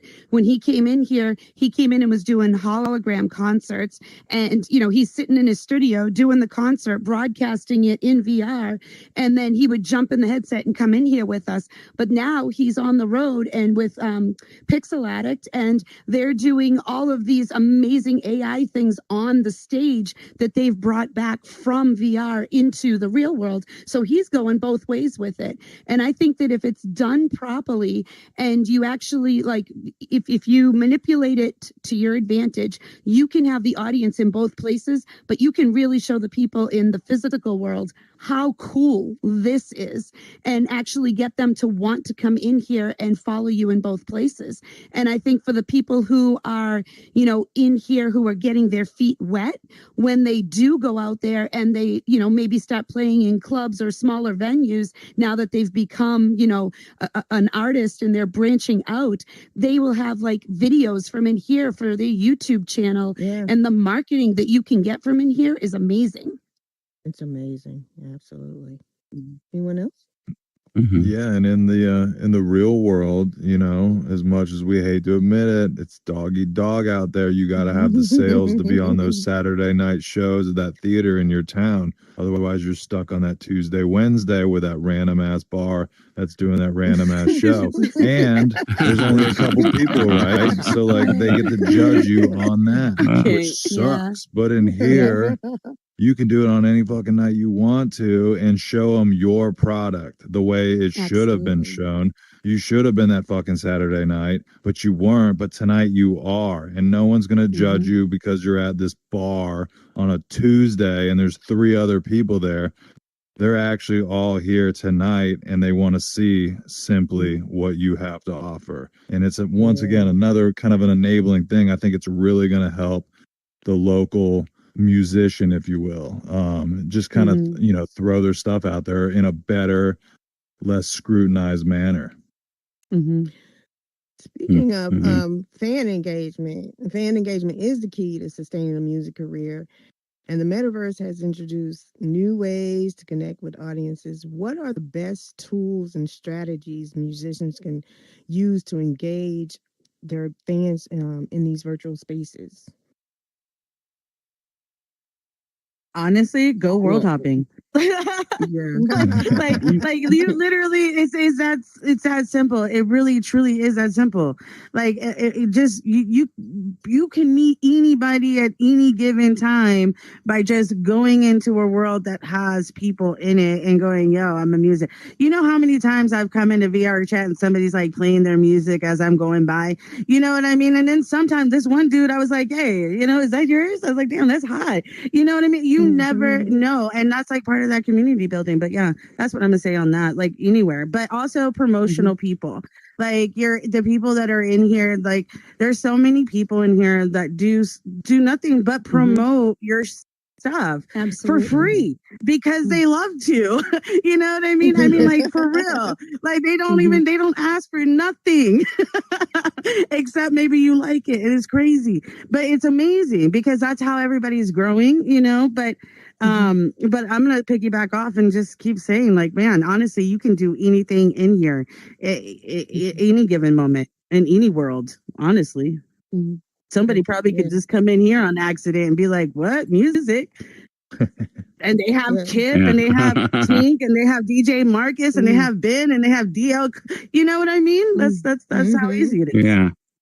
That's true. And I would say too, to concert. Yeah, and for the tools, I would say to learn the platform tools. Learn how to build your own worlds and collaborate with people. I think that the platform is your tool, so you really want to dig into that, just like you dig into song creation, composing and such. Good point. Oh yeah, Odessa has a whole music world of experiences just to their music, man. And let me tell you what, before, I've taken so many people who never even heard of this artist before, and they go in there and then now they're playing it on their notes and I see it in their reels and you know what I mean? It's so Yeah. cool. So yeah, I agree. I think like this is also a tool, the platform itself. Yeah, and if Yeah, you all think the about content that they can make from here, they can actually use that in the real world. And if they see Absolutely. how you're performing Yeah. in this Yep. space, and basically like the outcome of how many people like really mess with your music. I've been seeing people get booked in real life just from using their content in VR, and I'm really proud of them. I'm proud of them, and I want them to keep going. I want them to make a lot more music. Just Mhm. And there's a lot man. of opportunity in here too for like look at Mr. Block Party Radio, for example. If you're a musician and you get your work into him, DJ Marcus will play your music on the station. So there you have a marketing tool at your fingertips that can be accessible to anybody who's tuning in. And you've got Tink, who works with artists not only like to help them promote what they're doing, but she'll help them find the right people to connect with as well. Help them find venues. If they, concerts, when I've done the concerts that I've done in here, I've reached out to many artists who work in here and said, hey, I'm doing an event. Would you like to be part of it? And then promoting them. Like, so it's my job to promote that concert because I'm trying to run this concert, but I'm also, using some of their marketing to push them out there, the artists individually. Go follow their Instagram, follow their website. We as a community are growing the community by pushing these individuals out there to other people. And they come to my concert, they like this person, now they're doing a concert, they want to bring them onto theirs. So it's a ripple effect too. Okay. Awesome. And if you think about what you're consuming on the internet, it's a dope moment, something super cool, maybe like a cool phrase of some sort. So in this world, back to what I said earlier, like we don't have to wait for those Tuesdays and Wednesdays. You can have way more odds in your favor. So like me, I always run my camera every time there's a crowd. I know you guys have seen me boogieing on the internet, but like I shoot so many videos and I'll pick one.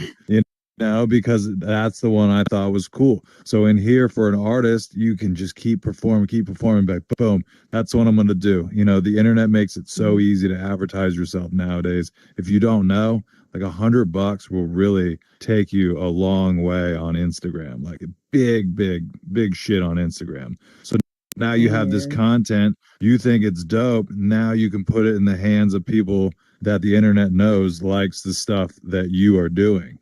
And that is so valuable. It's insane. And I can't stress that enough. Make sure you are videotaping your dope moments. You might not use it, and then fucking just spam it out on the internet. Like spam it out on the internet because there are so many people like you out there.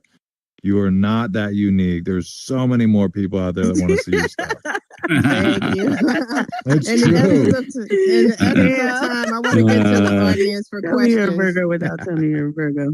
Does anyone in the audience have questions that they want to ask the panel? You can step up.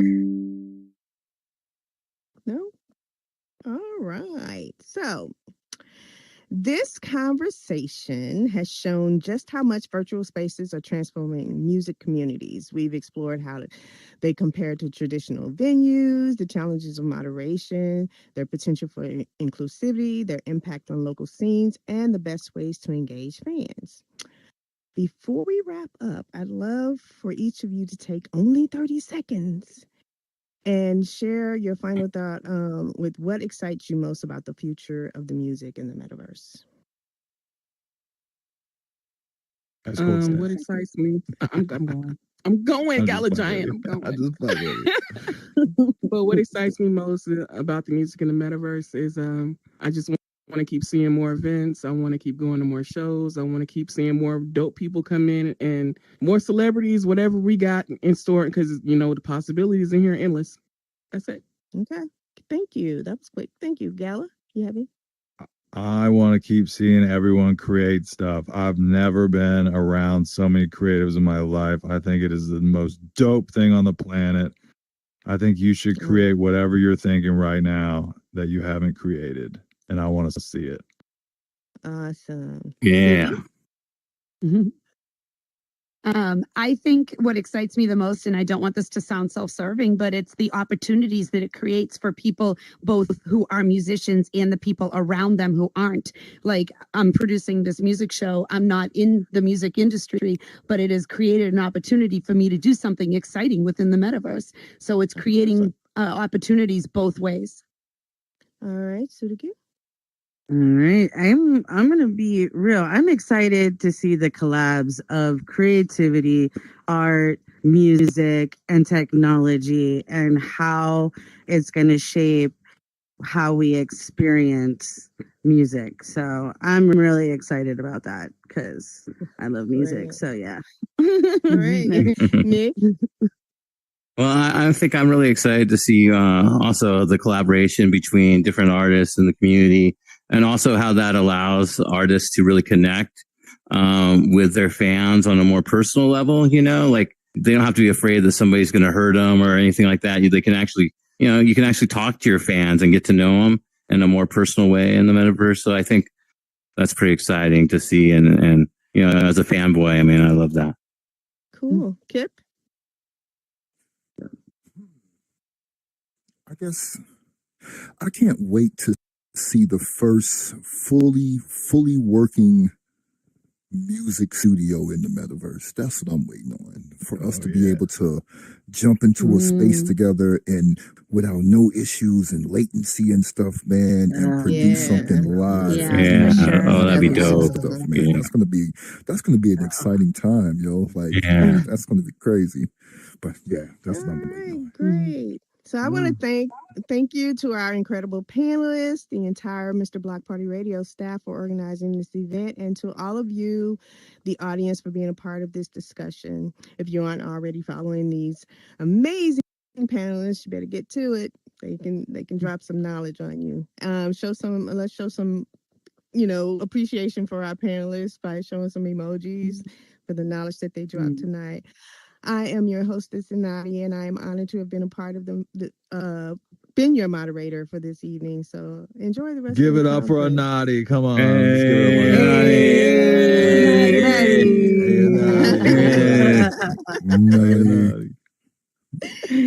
Thank you all. Thank you very much. This was beautiful.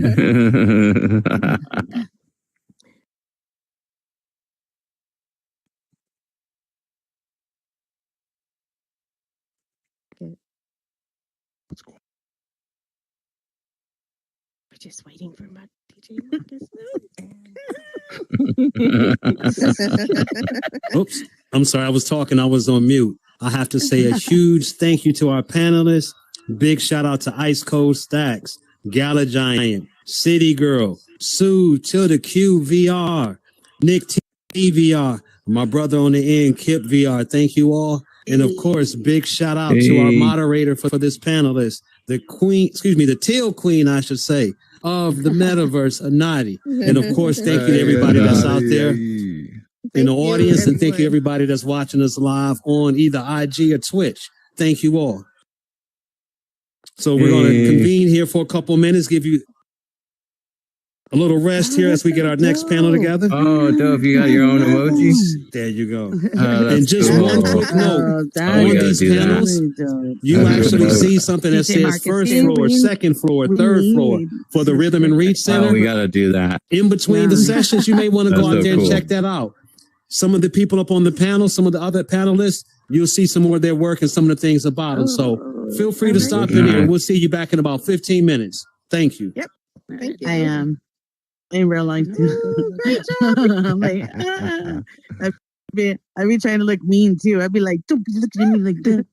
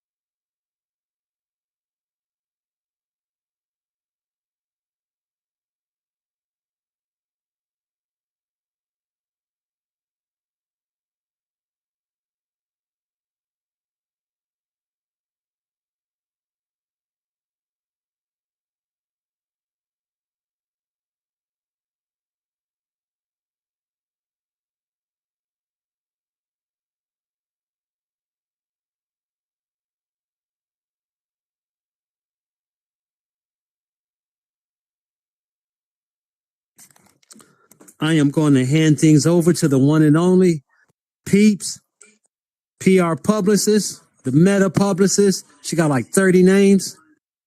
I do not. If Don't do you that. need help She earned them all. outside of the headset, Uh-huh. inside of the I know headset, that's it makes right, no babe. difference. Right? If you need any help with your PR, this is the person to see. You may have to hear something about Philly winning the Super Bowl, but once you get past that, it's all good. Yeah, for the next year, just so y'all know. Philly, Philly. Sure. You let me know when I'm ready to go, Marcus. All right, Peeps, whenever you are ready, I turn it over to you. I'm just a panelist now. All right. Hey, everybody. Hey. First off, I want to thank y'all so much for hanging in here with us. This is the last panel of the night, and it's still full in here. So thank you, thank you, thank you. We appreciate you guys for being here. Like DJ Marcus said, my name is Peeps, aka the Meta Publicist. I am a publicist in real life, and I have a PR firm in Philly. And I also create content here in the Metaverse. You know, I just have fun here. Also host the show, Hello Soapstone and Sisters of Sisters, over in Horizon Worlds. But tonight I'm going to be hosting the Cinematic Innovation Panel, Shaping the Future of Music Visuals in the Metaverse. So music has always been more than just a sound, it's an experience. In the Metaverse, we're not just watching performances, we're stepping inside of them. The fusion of cinematography, immersive world building, and interactive technology is transforming how audiences connect with music on a deeper, more visceral level. From AI-driven cinematics to dynamic living environments that respond to sound and movement. Today's conversation will explore how artists, world designers, and cinematographers are crafting the next generation of music, storytelling, and virtual spaces. So first, I want to thank my panelists for being here. We have Beneficial Film, we have G Deuce, we have Shay Arts, and we also have DJ Marcus down there at the end. So I'm going to start over there with DJ Marcus. Can you introduce yourself for everyone that is listening and watching on the stream? Hello, everybody. My name is DJ Marcus J, aka Mr. Block Party. Been in the Metaverse here for, say, just over 3 years. Been blessed to DJ in the Metaverse. I have a radio station, Mr. Block Party Radio. Big shout out to the entire Mr. Block Party Radio team. And I would say also, this concept of this music conference came off of big shout out to Jack the Rapper. If you're familiar with that music conference back in the day, that actually inspired me to bring something to the Metaverse here. So I'll just leave it at that for me. All right. And then we have Miss Shay Arts. Hello, everyone. I'm Shay Arts from Memphis, Tennessee. I'm a multimedia, multi-platform artist, owner of A Real Touch. Check out arealtouch.store. In Horizon Worlds, I craft immersive storytelling visual experiences. Check out my arts world in Horizon Worlds. Here in VR Chat, I'm a proud sponsor of SkySong. Check out SkySong on Wednesdays and Saturdays, 18 and plus. And I also just dropped a new community gallery called Arts Nexus here in VR Chat. Please check it out. And it's a community gallery for all of my people to showcase the different artistry of the culture. And that's what I do in VR. I make art. I support the arts, all type of arts, dance, music, and spoken word. And I'm just here for a good time. All right. And then we have Miss G Deuce. Hello, everyone. I'm G Deuce, CEO and founder of Baral Financial Services, as well as G Deuce Productions in real life, as well as here in the Metaverse. What do I do here in VR? Teaching financial literacy here in the Metaverse, and also doing video production. So, and helping to spread as much education in both of those areas as possible. But I do have deep love for video production. You know, here in VR, I came into VR in December of 2021 and did my first video production in Altspace. And so now I'm in Horizons. Have a little spot over here in VR Chat, and so I'm multi-platformed.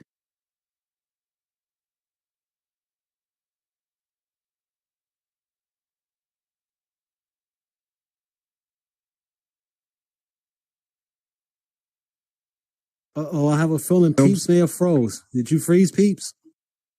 Yes. She did. She'll be back. She'll be back. It's all good. Mm-hmm. Beneficial. Let's go ahead and go to you, family. You can tell the world about you and what you do. And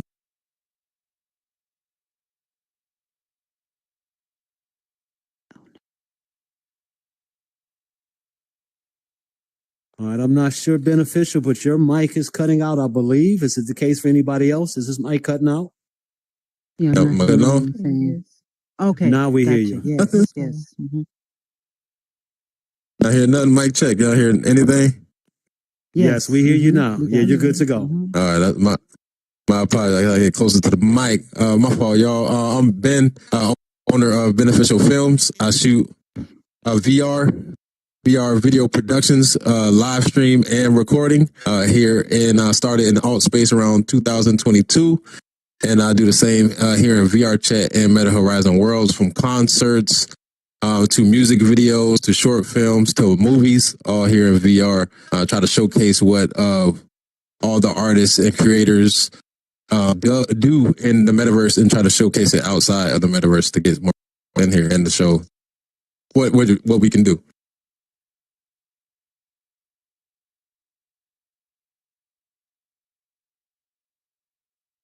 All right, I'm going to say definitely thank you to all of our panelists here. Each person up here has something different to share, a different point of view, a different way of looking at things. So I'm definitely blessed to have everybody up here. I'm also taking a couple of seconds just to stall to see if we can get Peoples back up here before I actually ask the first question.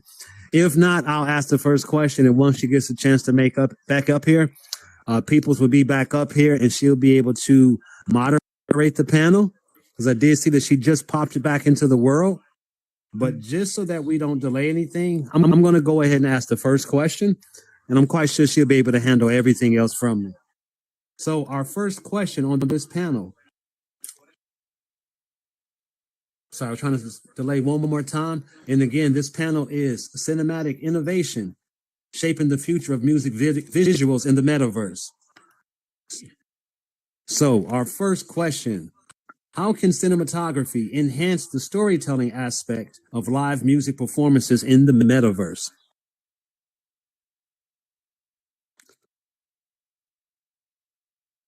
And I don't want to pick anybody to go first, but if anybody wants to go first, feel free. I can go first, man. Go ahead, ladies first.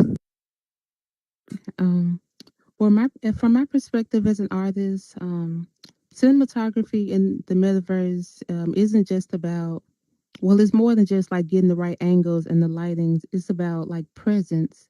When you're here in the metaverse, you can showcase your artistry in a whole new way and really like take people through a journey, through your songs, through your album, through your life, whatever you're trying to portray. In a traditional concert, I mean, the camera tells the audience where to look and how to feel. But when we're in the virtual world, like the artist really they have all the power. The people, they can move about, they can take it all in a way that's very different from just viewing it on the screen, screen. And so, I've seen artists struggle when they first come in, trying to find ways to create these worlds. For some people, world building comes easy. You can see like with Cosmic Kai, when he creates his worlds for his albums and does his listening parties, like you're really transformed into his trippy mindset. And it's a vibe. And then when you go to like Ice House Casino, each set is like perfectly made and portraying whatever that artist wants to portray of their album, and you really feel like you're taking that journey with them. So I feel like in the metaverse you can do so much more, and they should. That's all I got. I agree with that. Yeah, I totally agree with that. It's like the whole metaverse is your canvas, so you can paint and do whatever it is your mind can even dream to do, and without the limitations of finances and so forth. Because we know, as it's been stated on the other panels, money a lot of times is a roadblock. Okay, it's a hindrance to some productions being taken place. It's a hindrance to some artists, maybe even launching their CDs or launching a song. So, but in here, we don't have all those limitations. If you have a thought, if you have a vision, you can create it. So this is like the metaverse. Like I said, it's your canvas, so you can paint it, design it any way that you desire, and tell your story. 1,000%. Y'all said it right on the nail. Doing graduated from film production. It's a lot that entails with getting the camera, getting the crew, getting the transportation with crew, making sure your production design is nice. So where your location is, whether it be a house or outside in a farm or something, all that takes into account. But when you're in the metaverse, you can pretty much make that happen all here. Whether you build it or whether somebody already have it, and you can be real more detailed with how you can portray yourself as an artist and how you want to portray your character to the people. Absolutely. I want to talk about Cosmic Kai, and I know Art Shay had brought him up earlier. I have to say, he actually had one of my favorite concert experiences in here, in VR, period, since I've been in here. He did a performance where he came out in a flying saucer, flying over the crowd. That is something that we know outside the headset. It's a great chance that wouldn't happen for various reasons. And give me a second. I don't know why my avatar is sitting crazy. But with that, for one, he would have, in the real world, he would have had to deal with insurance, the cost of building the rig in order for him to fly over the guest. He would have had to pay labor. I mean, tons of stuff across the board. Venue but to that even was put something this Right, the venue itself, right? Oh, we're not even talking about that exactly. We didn't even include that yet. So, but not just the fact that he was able to do that into here. Big shout out to Mr. Waterloo, who we were hoping to have on this panel, but it wasn't available, is also someone else who does cinematography. So he was able to capture that experience in a way, cinematography, that outside the headset, it just wouldn't happen. I promise you it wouldn't happen the same way. I want to even throw one other thing out there. Cannabis, hip hop artist, has a song called Buckingham Palace. If you ever check the words to that, there's no way that you could do that video IRL without making up stuff. You can create that whole entire feel that he has from that song in here. And every line that he says that he does in that song, you could actually create that here in the metaverse. So there's a true aspect that you just can't get outside the headset when it comes to cinematography in here. I just need everyone here to understand that I have heard DJ Marcus tell that story 3 times already since I've been in the metaverse. And each time he tells it, I'm mad that I missed that performance because the way that he explains it so well, each and every time I hear it, I'm so mad that I missed that performance. Seriously. And for anyone watching, that really just goes to show how we promote each other here in the metaverse as well. Because True I've heard word. this over and over and over again from DJ Marcus, and now I want to experience that. And that's just the way the community works here in the metaverse as far as pushing each other and promoting. But to the next question, immersive world design is at the heart of this transformation as far as cinematography. What are some ways world designers can craft movie-like environments that enhance the narrative of a music performance? Who wants to start? I can call out. Start with Ben. Ben, you I'll want to have, start off? go ahead. Kind of just like piggybacking what I was kind of saying before when it comes to location, no short film or short. Luckily here, either already built or we can actually get nice world creators, artists trying to get.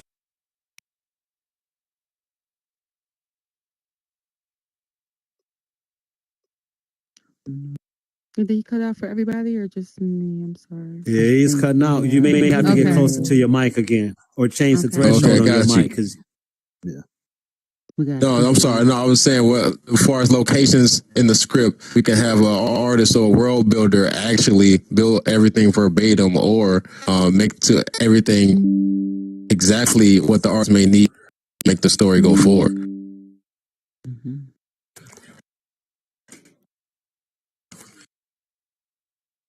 Okay, anyone else want to chime in? Or is he still talking? I'm sorry. Yeah. I don't know. I can't tell.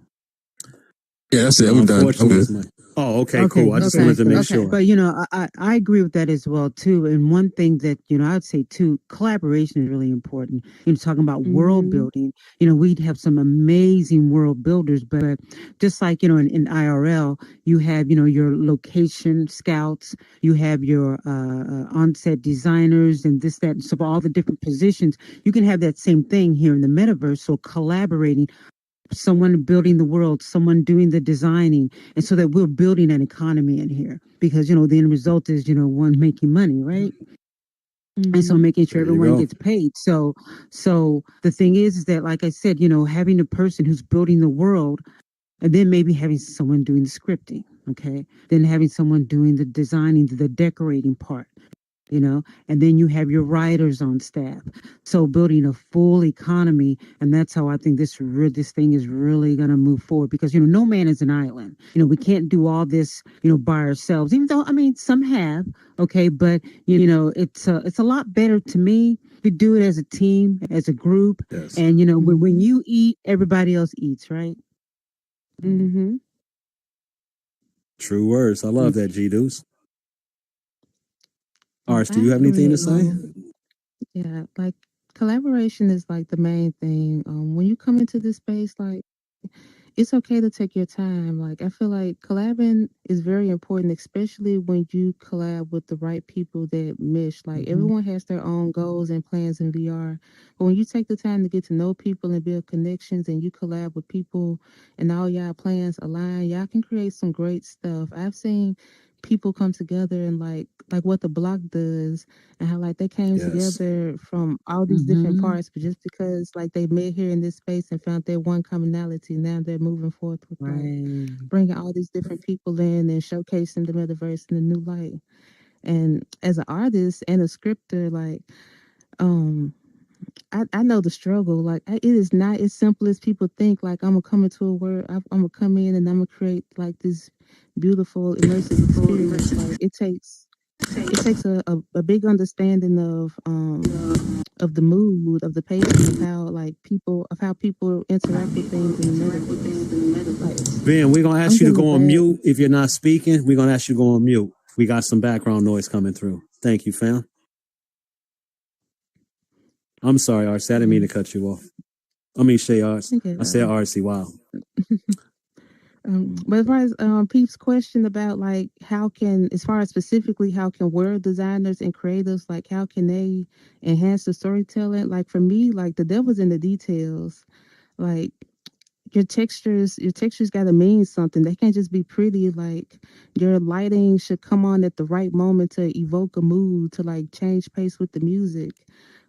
I've seen like some really big, beautiful set pieces, but like where people have come perform, they have a good time. But the most meaningful moments where people like really connect, are like those small, intimate gatherings where like ice cold spot, like it's real intimate, it's real chill. But every time you come, you give them a different experience because the whole mood of it has changed based off the set and what the artist is portraying. So I'm one of those people who just I like the details. Like I want your world to like be catered to you and not just like this big dramatic of what you think people might like. Like cater your world to you and people that's gonna come in, it's gonna fit your vibe and they're gonna be big fans of your music. One of the first music performances I experienced was in April 22, if not April, early May, and that was Angel and Junior doing the performance of a single that I can't for the life think of like the name of it. It was like say my name in the game. No, they watching me. It was something like really nice. And that was my first time like seeing some people. Me and YSN just jumped into a world that we saw people in, and we end up popping into a music performance. And you look at where Angel is now and how she's pioneered like doing her and all Cosmic Kai and Howard and how they all like come in and like they're showcasing the music in different immersive ways and it's possible for everybody. You just got to collab and find people that fit your vibe and they help you do the things you can't. You can't be no one man show in here. It's a lot of work. I can say True that again. indeed. Yeah, collab is key. Exactly. Yeah. Collaboration is definitely key. You definitely have to. You can't do everything by yourself. You can plant the seed. Somebody else might come along and water it. Somebody else may bring the sun. You know what I mean? So you gotta adapt for that and make sure to lean on the people that are here because the community is here and collaboration is key for building it for sure. Now, Now, one of look, the you most go. Well, give me. I'm sorry, go ahead, Oh, I Marcus. was going to say. No, I was going to say something really quick. First off, big shout out to the Block Collective. You're going to hear me do a lot of name dropping, and my purpose for name dropping here is I want people outside the headset and even people inside the headset to know the people that are actually doing things in here, the people that are making moves. So for that same concert that I mentioned that Cosmic Kai did, that same night there was actually multiple concerts that happened. So I don't want to take away from anybody. Yo Afro, she did her concert that night. She was basically on a block in the Bronx. Bodegas, I mean, it had a real world feel to what she was doing, and she absolutely tore it down that night. Also, that same night, as an artist that was just mentioned before, Angel the Artist. Big shout out to her and her community, the Broccoli Tops. We watched her concert in a world that was all green, broccoli tops in there, all kind of different animations and stuff happening. So each one of those artists were able to bring their message through in a way that, again, would not be able to happen potentially outside the headset. And not only that, again, big shout out to Waterloo, who was able to cinematically capture that. So there's so many possibilities, but I definitely wanted to make sure that I shouted all of them out. Out to the Black. Now, one of the most exciting aspects of virtual performances is adaptability. How can virtual worlds be designed to change dynamically based on the music itself or audience interaction? I can easily start off with that one. I have to say big shout out, and again, I'm going to keep name dropping. That's my brother, one of my friends up in here. Fiji Bang did a concert, Trappaganza. Big shout out to Camden, New Jersey. For his concert, there were multiple sets, multiple stages that was done. There was another person who unfortunately wasn't available who did one of the set designs, Danica City. Basically, the look of the stage, so to say, was the feel of a trap house, right? At the push of a button, it completely transformed. And when I say transform, I mean like the Transformers. It completely transformed into a stage environment. And I can't front. When I saw that, I was completely floored, speechless at how that happened. So I definitely want to throw that out. There are so many possibilities in here that I think more and more people need to realize, and especially artists. Anything that you can do in the real world, I like to say that you can do here, pennies on the dollars, or actually pennies on the thousands. Some cases, pennies on the millions, literally. I've never been to a building in real life that completely transformed like a transformer into a stage. Right. I don't even know what that would cost outside the headset. You know, and then piggybacking on what you're talking about, that great production, you know, we're talking about collabing, finding that team, but then also respecting and allowing each person on that team to do their thing. You know, Yes. To flow in their gift, so you can maximize production. You can make sure that that story is told in a way that you want to. You know, don't stifle the gift. Don't smother the gifts. You know, let it flow, and you'll be amazed as to what can happen. I agree. I worked on a couple productions, Metaverse. Can y'all hear me? Is this better? Yes, we can hear you. Definitely, definitely. Yes. All right, I had to figure the sound up, but yeah, I work with a lot of productions, Metaverse, allowing people to do their position and their job, to see how good the show can be. Especially just like this one, allowing people to do their job, their position, be passionate about it. You can be surprised how many people would love to. Man, it's so much, man. Shout out to everybody for real, man. So much collaborations that we could become. Yeah, Definitely. Anyone else want to add anything before we move on to the next question? And if you have any questions in the audience, you can definitely step on up. Sorry, go ahead, Shay. Yeah, I wanted to know how they answered first because I was thinking about how you asked, like as an artist, thinking about like like how can they be more? How can they be more? Like I've been to Horizons and from a long time, and how I've seen like people go from how their stage projections were then to how they were now.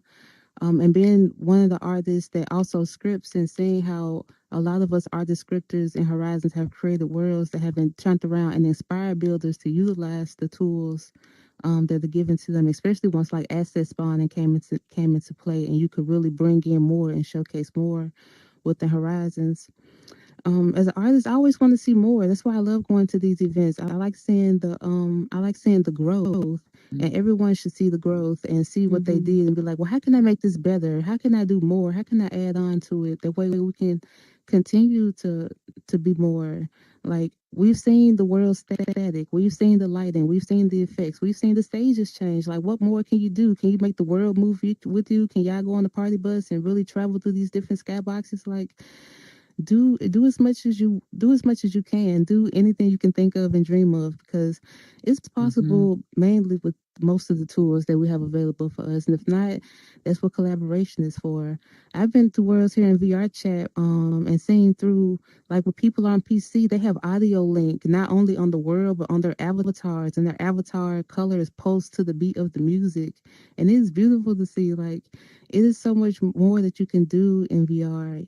But yeah, definitely keep collabing, keep seeking out those communities, but also keep look at these things and just try to see how you can innovate more. Because everyone got dope ideas. Y'all just gotta put your ideas out there so other people can catch on it and let that idea grow and manifest into something dope. Agreed. True indeed. DJ Mark, did you want to add anything before you go to the next question? Oh no, I would just say, and true indeed, definitely agreeing with all of them. Gotcha. All right. Now, music videos are evolving beyond traditional storytelling.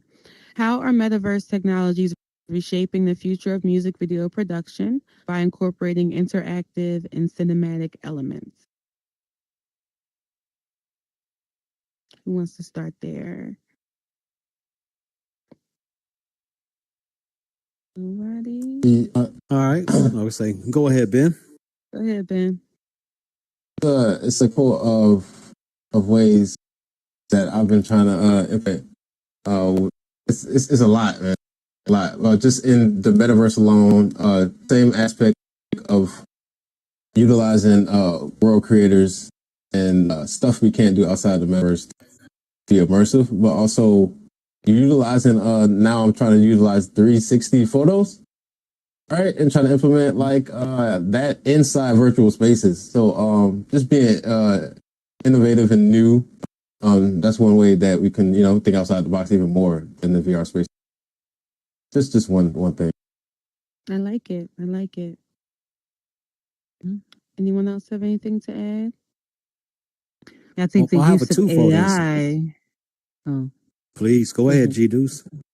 No, I was just going to say the use of AI is, really, of course, it's coming into play for all industries, but where AI is being used and it's making things a lot quicker, where, whether it's scripting, building the worlds, on the previous panels, they talked about, even in writing, developing or creating the music itself. But the key is that even though we're using AI, is that we can't remove our creativity out of that whole picture, out of that whole piece. So once it gives it to you, look at it, tweak it, and really personalize it and make sure it's your own. But I'm an advocate for artificial intelligence. I love it, use it on a daily basis. But I just really see AI as a huge player in this.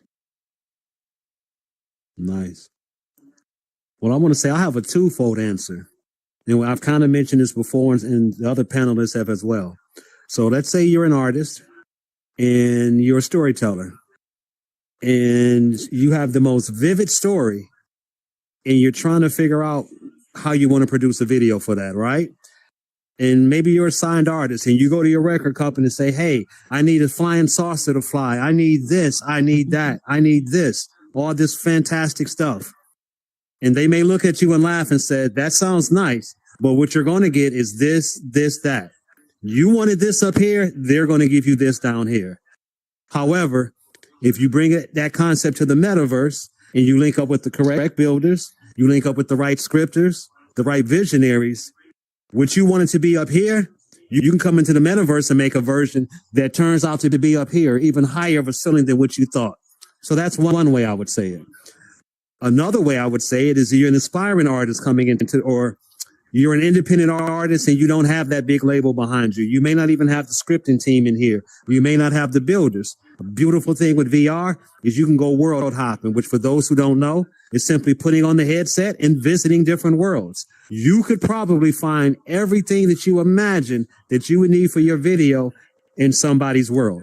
I've seen people record videos in here and they may have just world hop and find 10 different worlds that actually had every piece that they needed for their video and made their video that way.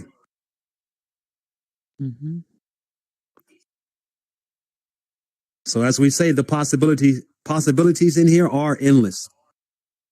Absolutely. If you can dream it, you can create it here in the metaverse for sure. Now, a visually stunning world is great, but performance matters too. How do creators strike the right balance between high quality cinematography and optimizing world design for a smooth, engaging experience?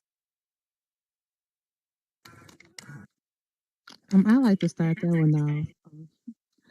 Already As someone who's been on the back end of creating visual storytelling worlds, incorporating movement and scripting, animations, and assets, like the metaverse has its limits.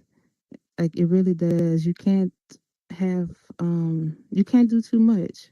You can have beautiful high poly assets, but they'll take away from performance. Like, have to be realistic when you come in and you want to create these immersive experiences. It's definitely possible to do as much as you dream, as long as you do it in moderation. I've seen creators who try to push it too far, who try to put so much like film quality visuals in it that it's laggy. They have to learn that there's a trade-off between the beauty of the world and the functionality needed to hold the 32 people that's allotted into it there. And even in VR chat, with being able to have more of a beautiful visual experience, there's still that same latency once there's so many and so much going on. So definitely when you have people creating these worlds for you and you're telling your ideas and they're promising you they can give you this and that, you have to be realistic with how much world can handle. Sometimes it needs to be a 2, 3, 4 World Series like they did with when Maya first came in. They did like 3 days, 3 different worlds to try to accommodate all of the people who wanted to come see her, even though they still dealt with they dealt with the horizon glitches the best you can. You can only deal with as much you can with us lagging out in the middle of us talking or so much that happens, but definitely striking the balance and being able to have really good people on your team that's able to troubleshoot and really do the scripting done at the quality that you need it at, rather than rather than people who are just putting together what they can. There are some really dope scripters that work with Horizon Space Scripting, TypeScript, and here in VR Chat with Unity that will give you a fair price, if not help you for free because your visions align. You just got to put it out there and keep it balanced. Yeah, and sometimes I'm a less is more type of person too. Sometimes we get wrapped up into bells and whistles and this and that and the other, and sometimes it takes away from the story itself. And so sometimes take a look at the story, and sometimes displaying it or telling it in a simple way really gets to the heart. But then also too, like Shay mentioned, is splitting it up. You don't have to do everything in one world. Maybe you need 2 or 3 different locations. Okay. And that's okay. Okay. And then also optimization. Sometimes, we are bringing in an asset that's just really, really heavy without making sure that it's optimized to low poly, all that. We just need to make sure we're being wise about it. And again, that's in building your team, making sure you have the right people on your team to do the designing, whether they know Unity or Blender, or if they're building in horizons and primitive shapes or tri-mesh, making sure you have those right people on your team to do the proper building, to do the proper scripting, so that it's a comfortable experience for everyone involved. Because let me tell you, when I go into a world and yeah, I want to hear the music and I want to be there. But if it's glitchy and it's like, that moving and stuff and it's uncomfortable, you got me maybe for a minute or two. Exactly. And then I'm out. And I'm out. That's it. Because it's like, I can't enjoy the music because it's like, and I have to close my eyes because it's like, I can't do it. Yeah. Agreed. Agreed, you do. So I'm out of there too, for sure. Anybody else have anything to add to that about I got a question for the audience. Sure, go ahead. Has anybody ever seen the show Martin? Let me see you raise your hand. The TV show Martin. Mm-hmm. All right, so I'm going to use that as an example. If a TV show like that would be brought into the metaverse, for instance, when they have the scenes on the TV show, when they're in the living room, that's the only set you see as the living room. If they have a set when they're in the hallway outside of Shanae's apartment, that's all you're going to see at that moment, right? You can apply those same techniques here in VR, right? You don't have to necessarily have the whole building in that world if your experience is only going to be in one room. And also to kind of piggyback off of what Shay Arts was saying. So maybe there's part of the videos where you need to have the whole building. Maybe you have that as a separate world. Maybe there's a time when you want to just show the living room, but you want to have everything in super high detail. Maybe that's a separate set itself. So you really have to be creative, and some of the same issues that you have in IRL, you're going to also have here in VR. So I never want to make it seem like just because you come in VR, you can do everything, you have full capacity, you can make everything happen at once. You got to be creative with it. And builders like Shay Arts and a host of other ones are the type of people that you want to talk to. You may come with them with the ideal thinking that you need to go to the left. You may talk to her and she's like, you know what, maybe not quite go to the left, maybe steer here to the right some, or whatever the case may be. Definitely take their input, let them know how they can, or tell them what you want, and then let them know, or tell them what you want, and then let them tell you how they can make your vision happen. Mm-hmm. And that comes with planning, sitting down and planning. Please, because I've been, the one thing that I dislike, let me tell you, one of my biggest pet peeves, continuity is one of them, but in video production is standard, is the lack of planning. People arriving on set, there's no shot list, but they're going to shoot something. And I'm like, oh, so it's like plan before you get there so that you know what you're shooting, where you need to go, what you need to do. And and everyone has a big picture of, okay, this is what we're going to be doing. And shoots can go so much smoother when that happens. Mm-hmm. Agreed. Agreed. Definitely. Okay. Well, right now I want to open the floor for any questions. If anyone has any, you can come up to the center. Any questions? No? Okay. Well, let me just pose this last question for. I believe Meta Day has one. Really? You know what, Meta? Just to make sure everybody hears you, because I can't turn the mic on from here. Meta, if you don't mind, you can step up on stage. That way, everybody will actually hear you.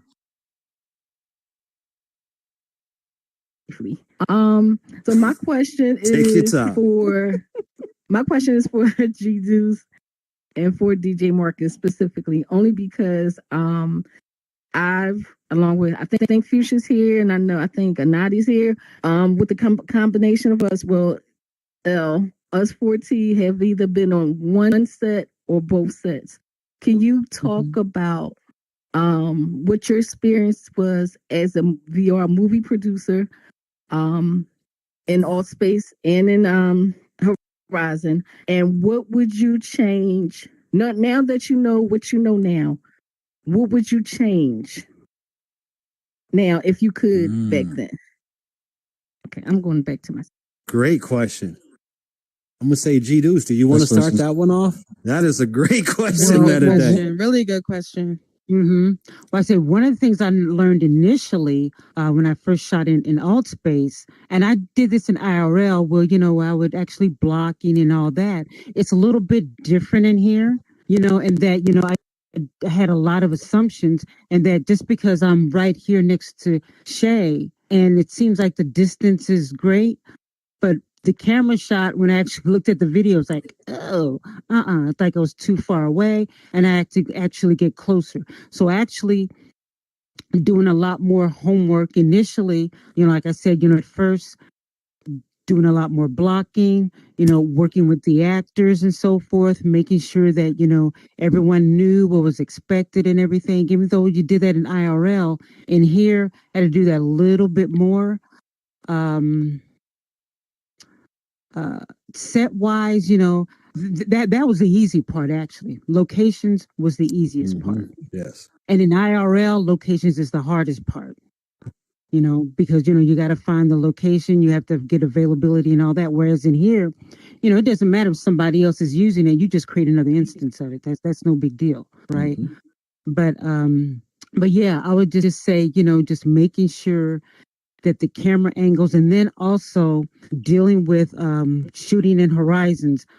Remember, I was shooting a piece and they had made an update which caused the coloring of the avatars to be a bit off. So then I had to go back and reshoot some things I had already shot. So that was a big pain. Wow. Okay. You just gave me two different nightmares when you said that. The camera angles, I just had a flashback to some of those I had to do. And then also, yes, on a platform, any platform that we've been on previously, if it's not your platform, there could be a change. As an example, Horizon World made a complete change of how the avatars look. So if you didn't have your production finished before that, half of your production would have had an avatar with just a half a body, and then the other half of your production would have had an avatar with legs out of nowhere. So just things like that. The first production I ever got to do film wise, and big shout out to Meta Day, Fuchsia, and a few others. And it was because of the Harlem Film House. I got to say a shout out to Boogie. But we got a chance to do two different, or at least the two cohorts that I was a part of. We got a chance to work on our adaptation of two different films. First one was the movie House Party. We did a minute production for a scene from House Party. The second production we were able to do is we did our adaptations of the movie Juice. R.I.P. to Tupac, right? And each production you do, you learn more and more. The camera angles, like G-Do said, over in all space, in any platform, you also have to take that into account. And that was crazy. There were so many times I'm like, okay, Metaday, can you scoot over just an inch? Okay, Fuchsia, could you back up just an inch? And they're like, it doesn't look right. And I'm like, it's okay. It looks right on camera. Like, it may look off while we're standing here, but on camera, it looks perfect. So we would have to do things like that. Same thing applies over here to VR chat.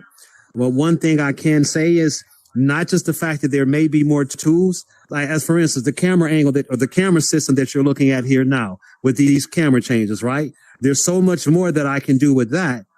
But however, back in alt space, Mason, I'm trying to think of his name, Mason used to make some amazing cameras and stuff over there, but everybody may not have known about it or had access to it. So just kind of over time with anything, we kind of develop our talent more. We learn what more resources we have, and we can kind of keep leveling up for that. So I can definitely say that. So, great question, Metaday. Anyone else have any other questions? What was yours? Okay. And I just have one last question for our panel. And you guys can just take a brief moment just to answer it really quick, like 30-second question. What do you think is, or what do you hope is the next major innovation for cinematography, immersive music visuals here in the metaverse? Like, what are you hoping happens? What are you hoping for next? So I'm hoping more people gravitate and see what's capable of what they can do in here. So especially for like influencers or people who can bring more people in here, hopefully they can get in here and who they can collab with, make more projects. Okay. Nice. What about you? I like that. Yeah, more and more people just being creative, whatever it is your heart desires, whatever it's short, movie, video, create it. Because, I sit, during the day working and I'm watching movies at the same time. I mean, you can do the same thing. You're creating a movie in here. People can watch your movie, watch your productions, and then also creating more immersive type projects. Because the thing is that, like, I always think about like music videos when I'm looking at them, and especially, if it's a love song or something like that, you visualize and you dream and you put yourself in that video. Well, making those immersive experiences where, the viewer, or when they put on their headset, they can feel like they're actually in the video. Nice.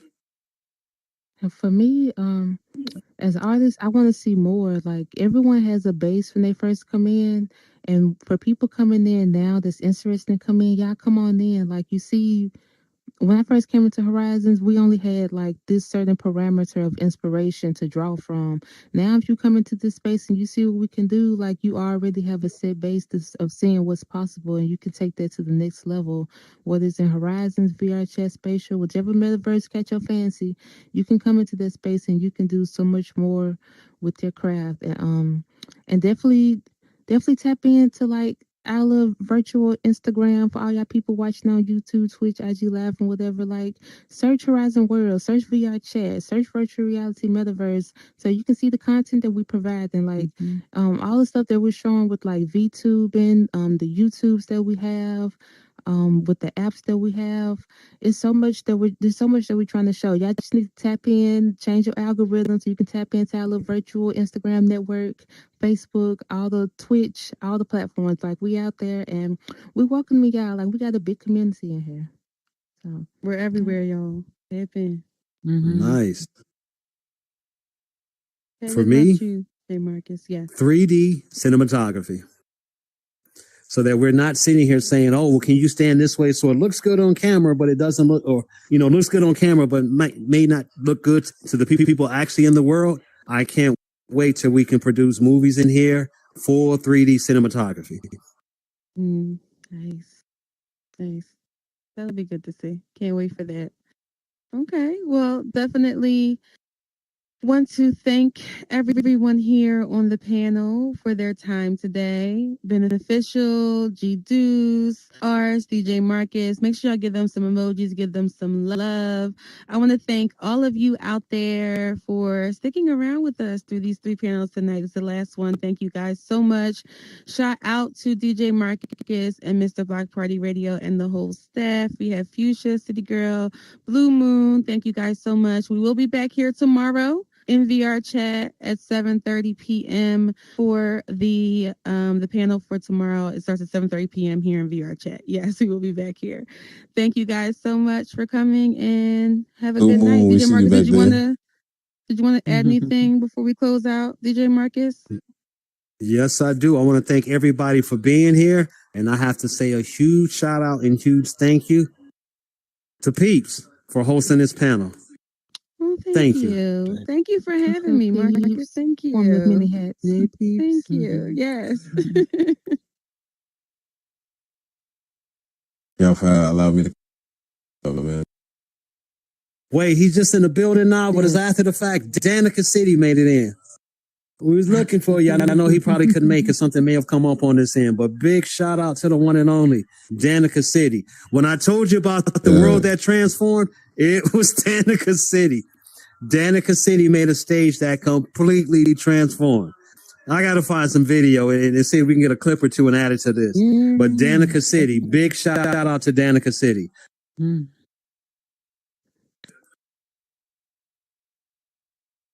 right. Thank you so much, everyone. Thank you. Thank you, everyone.